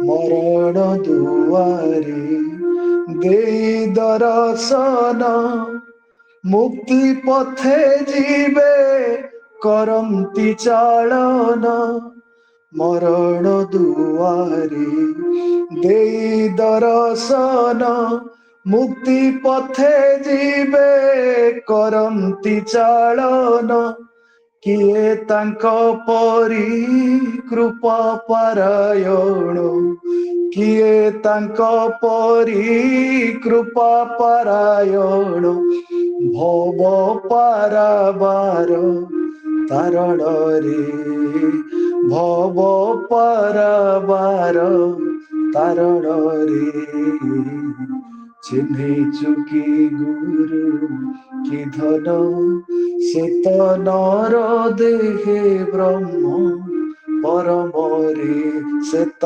नर देहे ब्रह्म परम रे चिन्हे चुकी गुरु की धन जय गुरु। बर्तमान भाव विनिमय करने श्रद्धेय त्रिनाथ भाई अच्छा अनुरोध कर संख्या पर भाव विनिमय करेंगे। जय गुरु जय गुरु। निराकार परब्रह्म रूपाय ज्ञान हारिणी आत्मज्ञान प्रदानेन तस्मै श्री गुरुवे नमः। परमाराध्य श्री श्री ठाकुर आकुल चरण तले ये अधमर शतकोटी प्रणिपात। आजिकार ये पावन ऑनलाइन संघर सभापति प्रतिनिधि भाई को जय गुरु प्रति संभाषण ज्ञापन करी उपस्थित थिबा समस्त सतीर्थ गुरु भ्राता गुरु मान को जय गुरु ज्ञान रे प्रणाम। आज तो ठाकुरंकर पावन वाणी अमेय वाणी लीला प्रसंग सबू मुहुर्मुहु समस्त को प्राण रे विशेष करी आम भली अधम प्राण रे पूरा पुलकित आनी देछि। भाव नथिले भी गोटे श्रोता हिसाब रे कहया पय सेमति किछि ज्ञान नथिले मध्य श्रोता हिसाब रे कुडे अंतरात्मा को से द्रवीभूत कर दो आध्यात्मिक चेतना रे। आज मोर परिचालक भाई निगम भाई जो आलोचना करुथिले मु टिके ठाकुर आत्मचरण तले क्षमा प्रार्थना करुछि। आज रिपब्लिक डे पाई स्कूल रु आसिया पाई बहुत लेट ही गला जा फल के मु टिके देरी रे संघरे योगदान कली। ठाकुर को हेतु को कृपा भूली जाइथिली मध्य माने मो पाई अभिप्रेत थिला भाई जो वक्तव्य करुथिले जो देवासुर संग्राम प्रत्येक बाह्य जगत रे अंतर जगत रे वर्तमान जो चली ता भितरे मो मोर निजे सत माने प्रतिवर्त हला जो आम नित्य सत्य को आमे उपेक्षा करी ए अनित्य संसार रो ए ऐहिक कामना ए विषय कामना मध्य निजको बुड़े कि से शाश्वत प्रेम रो आमे वंचित होउचे। बोध हुए ठाकुर जदि सेटा आम प्रति जदि ଅହେତୁକ କୃପା ନ କରିଥିଲେ ତମେ ଆମେ ସେ ଭବସାଗରରେ ଡୁବି ମରିବା କଥା। ଠାକୁର ସେ କରୁଣାମୟ ସିଏ, ଯେତେବେଳେ ସେ ଆମର ତାଙ୍କ ଅଭୟ ଚରଣରେ ଆଶ୍ରିତକୁ ଆଶ୍ରୟ ଦେଇଛନ୍ତି, ସେ ନିଶ୍ଚିତ ଭାବରେ ଠାକୁର ସେଇଟା ଆମକୁ ଜଡ଼େଇ ଧରିଛନ୍ତି ନିଜକୁ। ଆମେ ପ୍ରତ୍ୟକ୍ଷ ଭାବରେ ମୁଁ ଅନୁଭବ କରିପାରିଲି ଆଜି ଯେ ବର୍ତ୍ତମାନ ଗୋଟିଏ ପଟେ ବୈଷୟିକ ବିଦ୍ୟା ଆଉ ଗୋଟେ ପଟେ ଆଧ୍ୟାତ୍ମିକ ବିଦ୍ୟା। ଏଇ ଯୋଉ ଠାକୁର ବି କହିଛନ୍ତି ଯେ ଗୋଟେ ବାଣୀରେ ଯେ ତୁମେ ଐହିକ ଦୁନିଆରେ ସମ୍ପର୍କ ସ୍ଥାପନ କର ପାଶ୍ଚାତ୍ୟ ଦୁନିଆ ସହିତ, କିନ୍ତୁ ତମେ ଭୁଲନି ଯେ ଭାରତବର୍ଷ ହଉଛି ବିଶ୍ୱଗୁରୁ। ଆଗରୁ ଥିଲା, ଆଗକୁ ରହିବ ମଧ୍ୟ। ଏଇ ଦେଶ ଋଷିର ଦେଶ, କୃଷିର ଦେଶ। ଯୁଗେ ଯୁଗେ ସମଗ୍ର ବିଶ୍ୱକୁ ଆଧ୍ୟାତ୍ମିକର ନବ ଆଲୋକ ଦେଖେଇକି ଆସିଛି। ତେଣୁ ଏବେ ଆମେ ଏ ଯୋଉ ବିଭିନ୍ନ ପ୍ରକାର ଯୋଉ ବୈଷୟିକ ବିଦ୍ୟା ପଢିକିନା ଯୋଉ ଆମେ ଭାବୁଛୁ ଯେ ଏଇଟା ନିତ୍ୟ, ଏଇଟା ସତ୍ୟ, ହେଲେ ଏଇଟା ଗୋଟେ ବଦ୍ଧ ଜୀବ ଆଉ ଗୋଟେ ମୁକ୍ତ ଜୀବ ଭିତରେ ଫରକ। ଯେହେତୁ ଆମେ ଠାକୁର ଆମକୁ କୋଳେଇ ନେଇଛନ୍ତି, ସେ ନିଶ୍ଚିତ ଭାବରେ ବଦ୍ଧ ଜୀବରୁ ଆମେ ମୁକ୍ତ ଆଡକୁ ଯାଉଛେ ଆମେ। କିନ୍ତୁ ବଦ୍ଧ ଜୀବ ବର୍ତ୍ତମାନ ବୈଷୟିକ ବିଦ୍ୟାରେ ଯେତେ ପାରଙ୍ଗମ ହେଲେ ବି ସେ ସଂସାର ସୁଖରେ, ଏ ଅଳିକ ସୁଖରେ ବୁଡିକିନା ସିଏ ଆଧ୍ୟାତ୍ମିକତାକୁ କୋଉଠି ନା କୋଉଠି ଉପେକ୍ଷା କରୁଛି, ଯାହା ଫଳରେ କି ତାର ଏଇ ଯୋଉ ମାନେ ଅଧପତନ ସମାଜର। ତେଣୁ ଠାକୁରେ ପ୍ରତ୍ୟେକ ମର୍ମେ ମର୍ମେ, ପ୍ରତ୍ୟେକ ବାଣୀରେ ଏବଂ ପ୍ରତ୍ୟେକ କର୍ମ ମାଧ୍ୟମରେ ଠାକୁର ଆମକୁ କେମିତି ଆମକୁ ଉନ୍ନୀତ କରିବେ ଏବଂ ଏଇ ଯୋଉ ଆମର ଇତର ପ୍ରାଣୀ ଠାରୁ ଆମକୁ ଉର୍ଦ୍ଧ୍ୱକୁ ନେଇକିନା ସେ ଶାଶ୍ୱତ ପ୍ରେମର ଅଧିକାରୀ କରିବେ, ଠାକୁର ପ୍ରତ୍ୟେକ ମୁହୂର୍ତ୍ତରେ ଜାଗାରେ ସେ ଆମକୁ ସଚେତନ କରିଛନ୍ତି। ଆଜି ମା ବି ଯୋଉ ଭାବ ବିନିମୟ କଲେ ଠାକୁରଙ୍କ ଲୀଳା ପ୍ରସଙ୍ଗ, ଯେ ମୁଖଂ କରତି ବାଚାଳଂ ପଙ୍ଗୁ ଲଙ୍ଘୟତେ ଗିରି। ଠାକୁରଙ୍କର ଆମେ ଆଲୌକିକତା ପ୍ରତ୍ୟେକ ପ୍ରତ୍ୟେକ ଛନ୍ଦେ ଛନ୍ଦେ ପ୍ରତ୍ୟେକ ସ୍ଥାନରେ ଠାକୁରଙ୍କର ଆଲୌକିକତା ରହିଛି। ଅର୍ଥାତ୍ ଠାକୁର ଯେମିତି ନରରୁ ନାରାୟଣ ହରେ ଉନ୍ନୀତ ହେଲେ, ଠାକୁର ସେ କହୁଛନ୍ତି ଯେ ତମକୁ ମୋ ଭଳିଆ କାମ କରିବା ପାଇଁ ପଡିବ ନାହିଁ, କାହିଁକି ନା ତମର ଶକ୍ତି କେତେ, ସାଧନା କେତେ, ମୁଁ ତମ ପାଇଁ ସବୁ ଯାକ ତାର ଜିଷ୍ଟଟା, ତାର ଆଷ୍ଟଟା ମୁଁ ତମ ପାଇଁ ନେଇକି ଆସିଛି। ତମେ ଟିକେ ଖାଲି ମତେ ଭଲ ପାଅ, ଆଉ ନିର୍ଲିପ୍ତ ଭାବରେ ମୁଁ ଯାହା କହିଛି, ମାନେ ଅବିଚାର ଭାବରେ ସେ ପଥରେ ତମେ ପରିଚାଳିତ ହୁଅ। ଆଉ ଆମେ ମନ ଭିତରେ ଯୋଉ ସବୁ ଆମର ଉଙ୍କି ମାରୁଛି ବିଭିନ୍ନ ପ୍ରକାର ସନ୍ଦେହ, ଅବିଶ୍ୱାସ ଯେତେ ଦିନ ଯାକ ଆମ ଭିତରେ ଅଛି, ତାହେଲେ ଠାକୁରଙ୍କର କୃପା ନିଶ୍ଚିତ ତା ପ୍ଲାବିତ ହବ ନାହିଁ। ଠାକୁର କହୁଛନ୍ତି ରିକ୍ତ ହୁଅ, ମୁକ୍ତି ନିଅ। ଏଇ ଯୋଉ ସବୁ ଷଡ଼ରିପୁ ବିଭିନ୍ନ ପ୍ରକାର ଏ ସାଂସାରିକର ଯୋଉ ସବୁ ମିଶି ଯାଇଛି, ଆତ୍ମାକୁ ମଳିନ କରିଦେଇଛି, ସେଠାକୁ ଯଦି ଆମେ ବିଶୁଦ୍ଧ, ଆମେ ଚିତ୍ତ ଶୁଦ୍ଧି ନହେଲା ଯାକ ଠାକୁରଙ୍କର ସେଇ ଗୁରୁକୃପା ପ୍ଲାବିତ ହବ ନାହିଁ। ତେଣୁ ଆମେ ପ୍ରତ୍ୟେକ ଏଇ ସବୁ ବ୍ୟବସ୍ଥା ଠାକୁର କରିଛନ୍ତି, ଯୋଉ ଗ୍ରାସ ରୁଟ୍ ଲେଭେଲରୁ ଉପରକୁ ଯିବା ପାଇଁ, ମାନେ ବ୍ୟକ୍ତିଗତ ସତ୍ତା ଠାରୁ ବିଶ୍ୱ ସତ୍ତା ପର୍ଯ୍ୟନ୍ତ ଯୋଉ ପରିବ୍ୟାପ୍ତ ଠାକୁରଙ୍କର ଯୋଉ ବ୍ଲୁ ପ୍ରିଣ୍ଟ ତିଆରି କରିଛନ୍ତି, ଯଦି ଆମେ କାୟ ମନ ବାକ୍ୟରେ ସେ କ୍ଷେତ୍ରରେ ଯଦି ଆଗେଇ ଯିବା, ତାହେଲେ ଆମେ ନିଜକୁ ସିଦ୍ଧ କରିପାରିବା। ଆଉ ଯୋଉ ଦେହାଭିମାନ ତ୍ୟାଗ କରି ଆତ୍ମାଭିମାନରେ ନିଜକୁ ପରିପୃଷ୍ଟ କରିପାରିବା। ଆଉ ଆତ୍ମଜ୍ଞାନ ପ୍ରଦାନେନ ତସ୍ମୈ ଶ୍ରୀ ଗୁରୁବେ ନମଃ। ଯେତେବେଳେ ଆତ୍ମଜ୍ଞାନଟା ଆମ ପରିପୃଷ୍ଟ ହେଇଯିବ, ଗୁରୁଙ୍କର କୃପା ଅବିଚାର ଭାବରେ ନିଶ୍ଚିତ ଭାବରେ ସେ ଆମ ଦେହକୁ ପ୍ଲାବିତ କରିବ।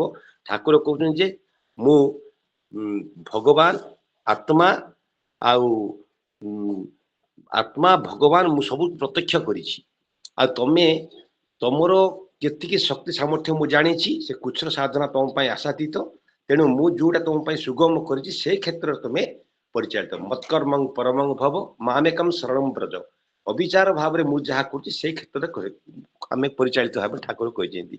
ତେଣୁ ଆଉ ମୋର ସ୍ୱଳ୍ପ ଜ୍ଞାନରେ ମୁଁ ଆଉ କିଛି ଜାଣିନି, ଏତିକି ଯେ ସେ ଗୁରୁ କୃପା ମଧ୍ୟ, ଗୁରୁ କୃପା ହିଁ କେବଳମ୍। ଠାକୁରଙ୍କ ପାଖରେ ବିଶ୍ୱାସ ଟିକେ ଖାଣ୍ଟି ହେବା ପାଇଁ ଠାକୁରଙ୍କର ଅହେତୁକ କୃପାରେ କିଛି ହେଇପାରିବ ନାହିଁ। ଠାକୁର କହୁଛନ୍ତି ଏ ଯୋଗ ଜପ, ଏ ସାଧନ ଭଜନ, ଏସବୁ କେବଳ ଉପଲକ୍ଷ ମାତ୍ର। ସବୁ କ୍ଷେତ୍ରରେ ଗୁରୁଙ୍କର କୃପା ଆକର୍ଷଣ କରିବା ପାଇଁ ଏସବୁ ଯାହା ନିମିତ୍ତ ମାତ୍ର। କିନ୍ତୁ ଆମକୁ ଏତିକି ଯେ ନିଜେ ଆମେ ଗୋଟେ ପରିଶୁଦ୍ଧ ଗୋଟେ ପାତ୍ରଟିଏ କରିବା ପାଇଁ ନିଜେ ଆମେ ଚେଷ୍ଟିତ ହେବାକୁ ପଡିବ। ଆଉ ସେ ଗୁରୁଙ୍କର ଶ୍ରୀଚରଣକୁ ଜାବୁଡି ଧରି, ଆଉ ଆମେ ଆତ୍ମନିର୍ଭରଶୀଳତା ଠାକୁରଙ୍କ ନିକଟରେ ସମର୍ପଣ ମନୋଭାବ ନେଇକି ଟିକେ ଯଦି ଭଲ ପାଇବା, ତାହେଲେ ନିଶ୍ଚିତ ଭାବରେ ଠାକୁର ଆମକୁ କଳେଇ ନେବେ। ଏଇ ବିଶ୍ୱାସ ସହିତ ଠାକୁର ରାତ୍ର ଚରଣ ତଳେ ଏ ଅଧମ ମାଗୁଣି କରୁଛି ଯେ ଠାକୁର, ଆଉ ଆପଣ ତ ଅହେତୁକ କୃପାମୟ, ସେ ଯୋଉଟା କି ଅପାତ୍ର ଦାନ କରିକି ମଧ୍ୟ ଆପଣ ସମସ୍ତଙ୍କୁ ଉର୍ଦ୍ଧ୍ୱକୁ ଦେଇଛନ୍ତି। ତେଣୁ ଆମେ ମଧ୍ୟ ଭୁଲିଗଲେ ମଧ୍ୟ ଆପଣ ଆପଣଙ୍କ ଶ୍ରୀଚରଣ ତଳେ ଯେମିତି ଆମେ ନିଜକୁ ଜଡ଼େଇ ରହିବୁ ସେ କୃପା ଆପଣ କରନ୍ତୁ। ଆଉ ଭାବ ବିନିମୟ କରିବା ନିଶ୍ଚିତ ତ୍ରୁଟି ରହିଛି, ତେଣୁ ଠାକୁରଙ୍କ ରାତ୍ର ଚଳତରେ କ୍ଷମା ପ୍ରାର୍ଥନା। ଉପସ୍ଥିତ ଗୁରୁ ଭାଇ ଗୁରୁ ମା ମାନେ ନିଜ ଗୁଣରେ କ୍ଷମା ଦେବେ। ଜୟ ଗୁରୁ, ଜୟ ଗୁରୁ, ଜୟ ଗୁରୁ। ଜୟ ଗୁରୁ। ପରମାର୍ଥ ପ୍ରାଣ ଠାକୁର ଉପସ୍ଥିତ ସମସ୍ତ ଭକ୍ତ ଭାଇ ଓ ମା ମାନଙ୍କ ନିକଟରେ ମୁଁ ପ୍ରଣାମ ଜ୍ଞାପନ କରୁଛି। ଠାକୁରଙ୍କର ଅଶେଷ କୃପା ଆଜି ଆମେ ତାଙ୍କର କଥା ଟିକେ ଆଲୋଚନା କରିବା ପାଇଁ ସକ୍ଷମ ହେଇଛୁ। ମାୟାମାତ୍ମା ପ୍ରବଚନେନ ଲଭ୍ୟ ଆମେ ଧୟାନ ବହୁନ ଶ୍ରୁତେନ ଜମି ବୈଶ୍ୟ ପୂର୍ଣ୍ଣତେନ ଲଭ୍ୟ। ଯାହାଙ୍କୁ ପ୍ରବଚନ ଦ୍ୱାରା ମନୁ ଋଷି ମାନେ ପାଆନ୍ତିନି, ଯାହାଙ୍କୁ ଯୋଗ ଜପତପ ଦ୍ୱାରା ଯୋଗୀ ମାନେ ପାଆନ୍ତିନି, ସେଇ ହୃଦୟାଭିରାମ ପରମ ଗୁରୁଦେବ କାହାକୁ ପ୍ରାପ୍ତ ହୁଅନ୍ତି ନା ସେ ଯାହାଙ୍କୁ ବରଣ କରନ୍ତି, କେବଳ ସେ ହିଁ ତାଙ୍କୁ ପ୍ରାପ୍ତ ହୁଅନ୍ତି। ବାରମ୍ବାର ଆମେ ଏ କଥାଟା ଏଇଥିପାଇଁ ଆଲୋଚନା କରି ଆସିଛୁ, ଆମର ସ୍ମରଣ ରଖିବା ଉଚିତ ଆମେ ଠାକୁରଙ୍କ ପାଖରେ ଚରଣାଶ୍ରୟ ଲାଭ କରିଛୁ, ଠାକୁରଙ୍କ ନିକଟରେ ଉପସ୍ଥିତ ହୋଇଛୁ, ତାଙ୍କ କଥା ଟିକେ ଆଲୋଚନା କରିବାକୁ ସକ୍ଷମ ହୋଇଛୁ, କାରଣ ଆମେ ତାଙ୍କ କୃପା ପାଇଛୁ।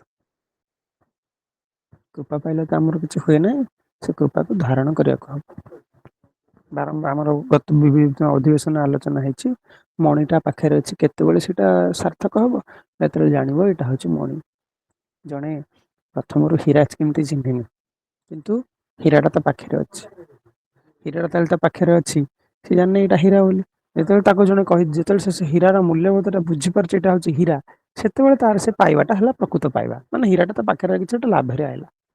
ସେମିତି ଠାକୁର ଆମକୁ ବରଣ କରିଛନ୍ତି ସତ, ଆମେ ଠାକୁରଙ୍କ କୃପା ପାଉଛନ୍ତି ସତ, କିନ୍ତୁ ସେ କଥାଟା ଆମ ହୃଦୟଙ୍ଗମ ହୋଇପାରୁନାହିଁ। ଯେତେବେଳେ ଆମେ ସେଇ ଠାକୁରଙ୍କର କୃପା ଆଶୀର୍ବାଦକୁ ମୂଲ୍ୟଟାକୁ ବୁଝିକିରି ଠିକ ଭାବରେ ତାକୁ ହୃଦୟଙ୍ଗମ କରିପାରିବା, ସେତେବେଳେ ଠାକୁରଙ୍କୁ ପାଇବାଟା ହବ ଆଉ ଟିକେ ଆହୁରି ଟିକେ ଭଲ ଭାବରେ ପାଇବା। ସେ କଥାଟା ଆମେ ଜାଣିପାରୁନୁ ବୋଲି ଆମର ବିଭିନ୍ନ ପ୍ରକାର ଅସୁବିଧା ହବ। ଠାକୁରଙ୍କ କୃପାଟା ମୂଲ୍ୟଟାକୁ ବୁଝିଲେ, ତାଙ୍କ ଆଦେଶ ଉପଦେଶ ପାଳନ କଲେ, ଆମେ ଯଥାର୍ଥ ରୂପେ ଜଣେ ସେବକ ହେଇକରି ସେଇ ଠାକୁରଙ୍କ ସେବା ନିରତ ରହିପାରିବା। ଯୋଉଟା ଆଜି ଗାଉଥିଲେ, ଚିହ୍ନିଛୁ କି ଗୁରୁ କି ଧନ। ଆଜି ଗୁରୁ କେମିତି ଆସନ୍ତି ତୁ ଚିହ୍ନିଛୁ? ସେ ତ ନର ଦେହେ ବ୍ରହ୍ମ ପରମରେ, ନର ଦେହରେ ସ୍ଵୟଂ ବ୍ରହ୍ମ। ବ୍ରହ୍ମ କେତେବେଳେ ମୂର୍ତ୍ତି ଧରିଥାନ୍ତେ, ସେ କେମିତି ହେଇଥାନ୍ତେ ନା ଯେମିତି ଗୋଟେ ମାଟିର ମୂର୍ତ୍ତି ତିଆରି କଲେ ସେ ଏମିତି ଦେଖାଯିବ, ସେମିତି ଯଦି ବ୍ରହ୍ମକୁ ନେଇକି ଯଦି ମୂର୍ତ୍ତି ତିଆରି କରାହେଇଥାନ୍ତା ସେ କେମିତି ଦେଖାଇଥାନ୍ତେ ନା ସେ ହେଉଛନ୍ତି ସ୍ୱୟଂ ଗୁରୁ। ସେ ତ ନର ଦେହେ ବ୍ରହ୍ମ ପରମରେ। ଆମେ ସୂତ୍ର ମାନେ କହୁନୁ, ଗୁରୁ ବ୍ରହ୍ମା ଗୁରୁ ବିଷ୍ଣୁ ଗୁରୁଦେବ ମହେଶ୍ୱର ଗୁରୁରେବ। ଗୁରୁରେବ ହଉଛି ଗୁରୁ ଯୁକ୍ତକ ଏବ, ସଂସ୍କୃତରେ ସନ୍ଧି ହେଇଛି ଗୁରୁ ଏବ, ଗୁରୁରେବ ହେଇଛି। ଗୁରୁ ଏବ ପରମ ବ୍ରହ୍ମ ତସ୍ମୈ ଶ୍ରୀ ଗୁରବେ ନମଃ। ଗୁରୁ ଏବ ହେଲା, ଗୁରୁ ହଉଛନ୍ତି ସ୍ୱୟଂ ପରମ ବ୍ରହ୍ମ, ଦେୟାର ଇଜ ନୋ ଡିଫରେନ୍ସ। ତେଣୁ ସେ ଠାକୁରଙ୍କ ସେବା ନିରତ ରହି କିପରି ତାଙ୍କର ଦିଆଯାଇଥିବା ଆଦେଶ ଉପଦେଶକୁ ପାଳନ କରି ଆମ ଜୀବନ ଗଠନ କରିପାରିବୁ, ସେଥି ନିମନ୍ତେ ଠାକୁରଙ୍କ ନିକଟରେ ପ୍ରାର୍ଥନା। ଭାବି ନିଅନ୍ତ ସମସ୍ତେ ନିମନ୍ତେ ପରମାଧିତ ଠାକୁର ଭକ୍ତ ଭାଇ ଓ ମା ମାନଙ୍କ ନିକଟରେ କ୍ଷମା କରୁଛି। ଜୟ ଗୁରୁ। ପ୍ରାର୍ଥନା ଗାନ, ଶେଷ ଗାନ, ଶେଷ ଗାନ।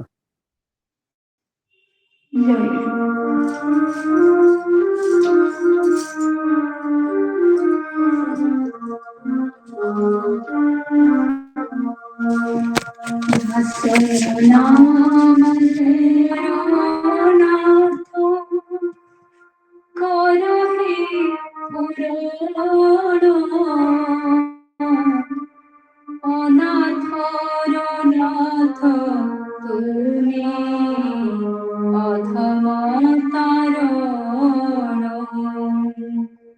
দাস নাম হরনাথ করহি পুরাণ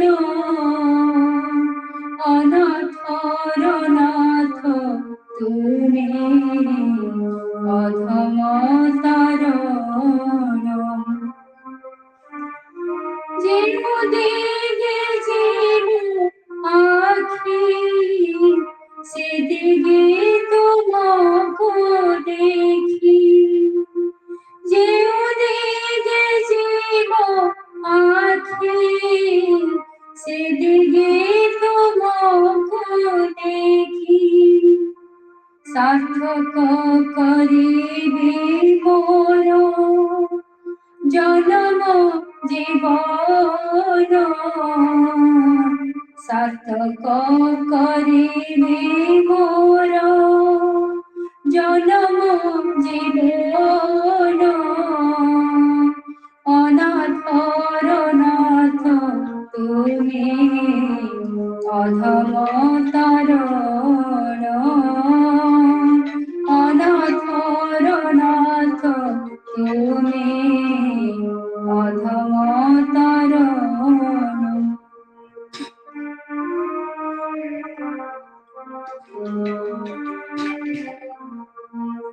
চাহে নাহি ধন সুখ লোড়া তুম প্রেম মুখ চাহে নাহি ধন সুখ লোড়া তুম প্রেম মুখ পাইতা ভুলিবে দুঃখ আনন্দে হেবি মগন অনাথর নাথ তুমি অধম তারণ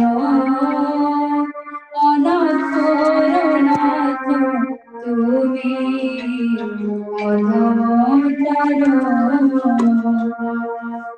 তুমি মোর ধন মান তুমি গৌরব জ্ঞান তুমি মোর ধন মান তুমি গৌরব জ্ঞান কায়া সঙ্গে ছায়া সম রহিতে বিদেশে দিন অনাথর নাথ তুমি অধম তারণ অনাথর নাথ তুমি অধম তারণ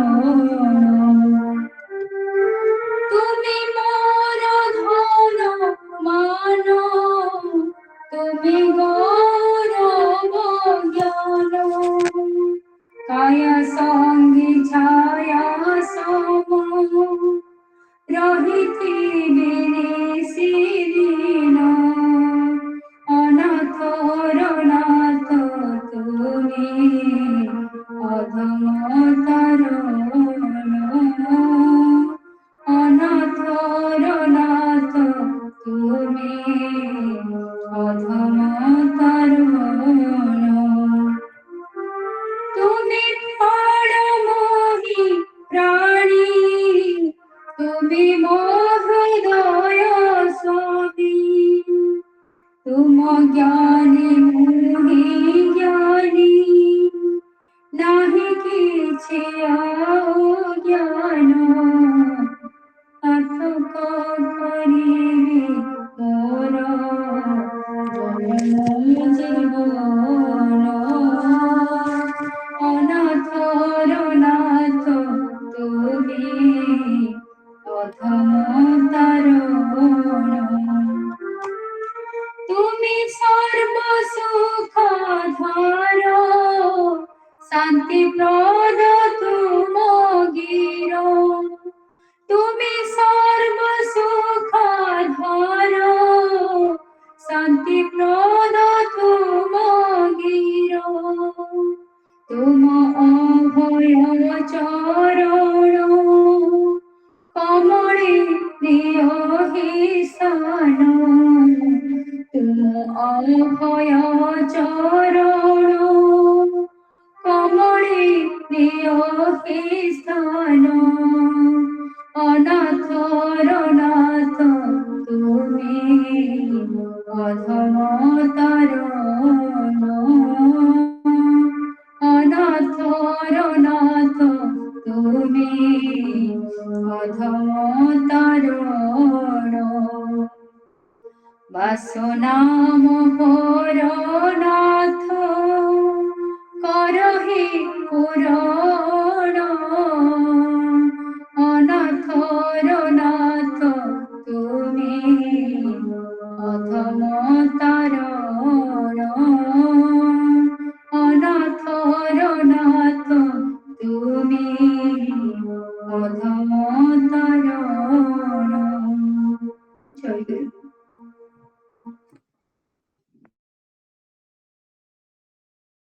ଜୟଗୁରୁ। ପରବର୍ତ୍ତୀ ସରସ୍ୱତୀ ପାଠ୍ୟକ୍ରମ ଅଧିବେଶନ ଆସନ୍ତା 2 ଫେବୃଆରୀ ଦିନ ଅନୁଷ୍ଠିତ ହେବ। ରବିବାର ସନ୍ଧ୍ୟାରେ ଅନୁଷ୍ଠିତ ହେବ। ସକାଳେ ସରସ୍ୱତୀ ପୂଜା ବିଭିନ୍ନ ଶାଖା ସଂଘରେ ବିଶେଷ ଅଧିବେଶନ ମାନ ଥିବାରୁ ସନ୍ଧ୍ୟାରେ ପୂଜା ଅନୁଷ୍ଠିତ ହେବ। ସନ୍ଧ୍ୟା 6:30ରୁ 8ଟା ଯାଏଁ। ସେଥି ନିମନ୍ତେ ପରମାଦିତ୍ୟ ପ୍ରାଣ ଠାକୁର ଉପସ୍ଥିତ ସମସ୍ତ ଭକ୍ତ ଭାଇ ଓ ମା ମାନଙ୍କୁ ଅଧିବେଶନରେ ଯୋଗ ଦେଇ ଠାକୁରଙ୍କ କୃପା ଲାଭ କରିବା ନିମନ୍ତେ ଅନୁରୋଧ କରୁଛି, ନିମନ୍ତ୍ରଣ ଜଣାଉଛି। ନିମନ୍ତ୍ରଣ ଜନିତ ତ୍ରୁଟି କ୍ଷମା କରୁଛି। ଜୟଗୁରୁ। ଶାସ୍ତ୍ର ପାଠ ପାଇଁ ନିମନ୍ତ୍ରଣ। ଜୟଗୁରୁ। ପରମାତ୍ମ ଶ୍ରୀ ଶ୍ରୀ ଠାକୁର ମହାରାଜ ଆସନ୍ତା କାଲି ଆମର ନୀତିଶାସ୍ତ୍ର ପାଠ ଅନୁଷ୍ଠାନ ଧାରାବାହିକ ଭାବେ ଅନୁଷ୍ଠିତ ହେବ। 7:45 ଆରମ୍ଭ ରାତ୍ରି 9ଟା ପର୍ଯ୍ୟନ୍ତ। ସେଥିନିମିତ୍ତ ଶ୍ରୀ ଶ୍ରୀ ଠାକୁର ମହାରାଜ ପୂଜ୍ୟ ପରିଚାଳକ ଏବଂ ସମସ୍ତ ଭକ୍ତ ନିମନ୍ତ୍ରଣ କରୁଛି। ସମସ୍ତେ ଯଥା ସମୟରେ ଯୋଗଦାନ କରି ସେବା ଆସ୍ୱାଦନ କରିବା। ଜୟଗୁରୁ। ଜୟଗୁରୁ। ଆଜିର ଆମର ଏହି ଅଧିବେଶନରେ ଦ୍ୱାରା ଜ୍ଞାତ ଅଜ୍ଞାତ ସାରରେ ଯେଉଁ ସବୁ ତ୍ରୁଟି ବିଚ୍ୟୁତି ଘଟିଅଛି ସେଥି ନିମନ୍ତେ ପରମାଦିତ୍ୟ ପ୍ରାଣ ଠାକୁର ଉପସ୍ଥିତ ଭକ୍ତ ଭାଇ ଓ ମା ମାନଙ୍କ ନିକଟରେ କ୍ଷମା ଭିକ୍ଷା କରୁଛି। ସମସ୍ତେ ନିଜ ମନରେ ଆମ କ୍ଷମା ପ୍ରଦାନ କରିବେ। ଜୟଗୁରୁ। ବିଦାୟ ପ୍ରାର୍ଥନା।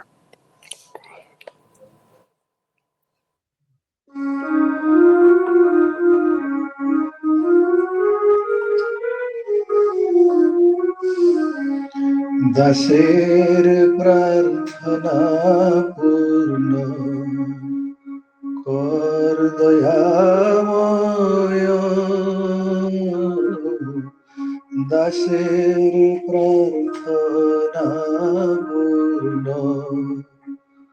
কর দয়াময়, তব পদে মতিরতি সদা যে নরয়, তব পদে মতিরতি সদা যে নরয়, তব পদ হতে যেন দূরে নাই যায়, যখন যেখানে থাকি তব গুণ গায়, যখন যেখানে থাকি তব গুণ গায়, নিবারিতে নারী প্রভু কুমতি প্রবর, কৃপানাথ কৃপা করি দাও হৃদয়, পর নিন্দা পর চর্চা হাত রাখে দূরে, তব গুণ গাথা যেন হৃদয় সদা স্ফুরে, আমার অহংকার অভিমান কিছুতে না যায়, করুণার দাস করি রাখ রাঙ্গা পায়, বিষয় সহজে হয় আসক্তি যে মন, তুমতি তোমাতে যেন লিপ্ত থাকে মন, আমি লোকমান্য নাই চাই কর দিনহীন, দীননাথ এস হৃদয় পুরাইল দিন, অসংখ্য আমার ত্রুটি করি সংশোধন, অসংখ্য আমার ত্রুটি করি সংশোধন, কৃতার্থ কর এ নাথ ইয়া কিঞ্চন, কৃতার্থ কর এ নাথ ইয়া কিঞ্চন। জয় গুরু, জয় গুরু, জয় গুরু, জয় গুরু, জয় গুরু, জয় গুরু, জয় গুরু, জয় গুরু, জয় গুরু, জয় গুরু, জয় গুরু, জয় गुरु जय गुरु जय गुरु जय गुरु जय गुरु जय गुरु जय गुरु जय गुरु जय गुरु जय गुरु जय गुरु जय गुरु जय गुरु जय गुरु जय गुरु जय गुरु जय गुरु। जय गुरु जय गुरु जय गुरु। सब भाई जय ମାନଙ୍କୁ ଜୟ ଗୁରୁ। ଜୟ ଗୁରୁ ଜୟ ଗୁରୁ ଜୟ ଗୁରୁ। ଭାଇ ମାନଙ୍କୁ ଜୟ ଗୁରୁ ଜୟ ଗୁରୁ। ଜୟ ଗୁରୁ। ଜୟ ଗୁରୁ ଜୟ ଜୟ ଭାଇ ମା ମାନଙ୍କୁ ଜୟ ଗୁରୁ ଜୟ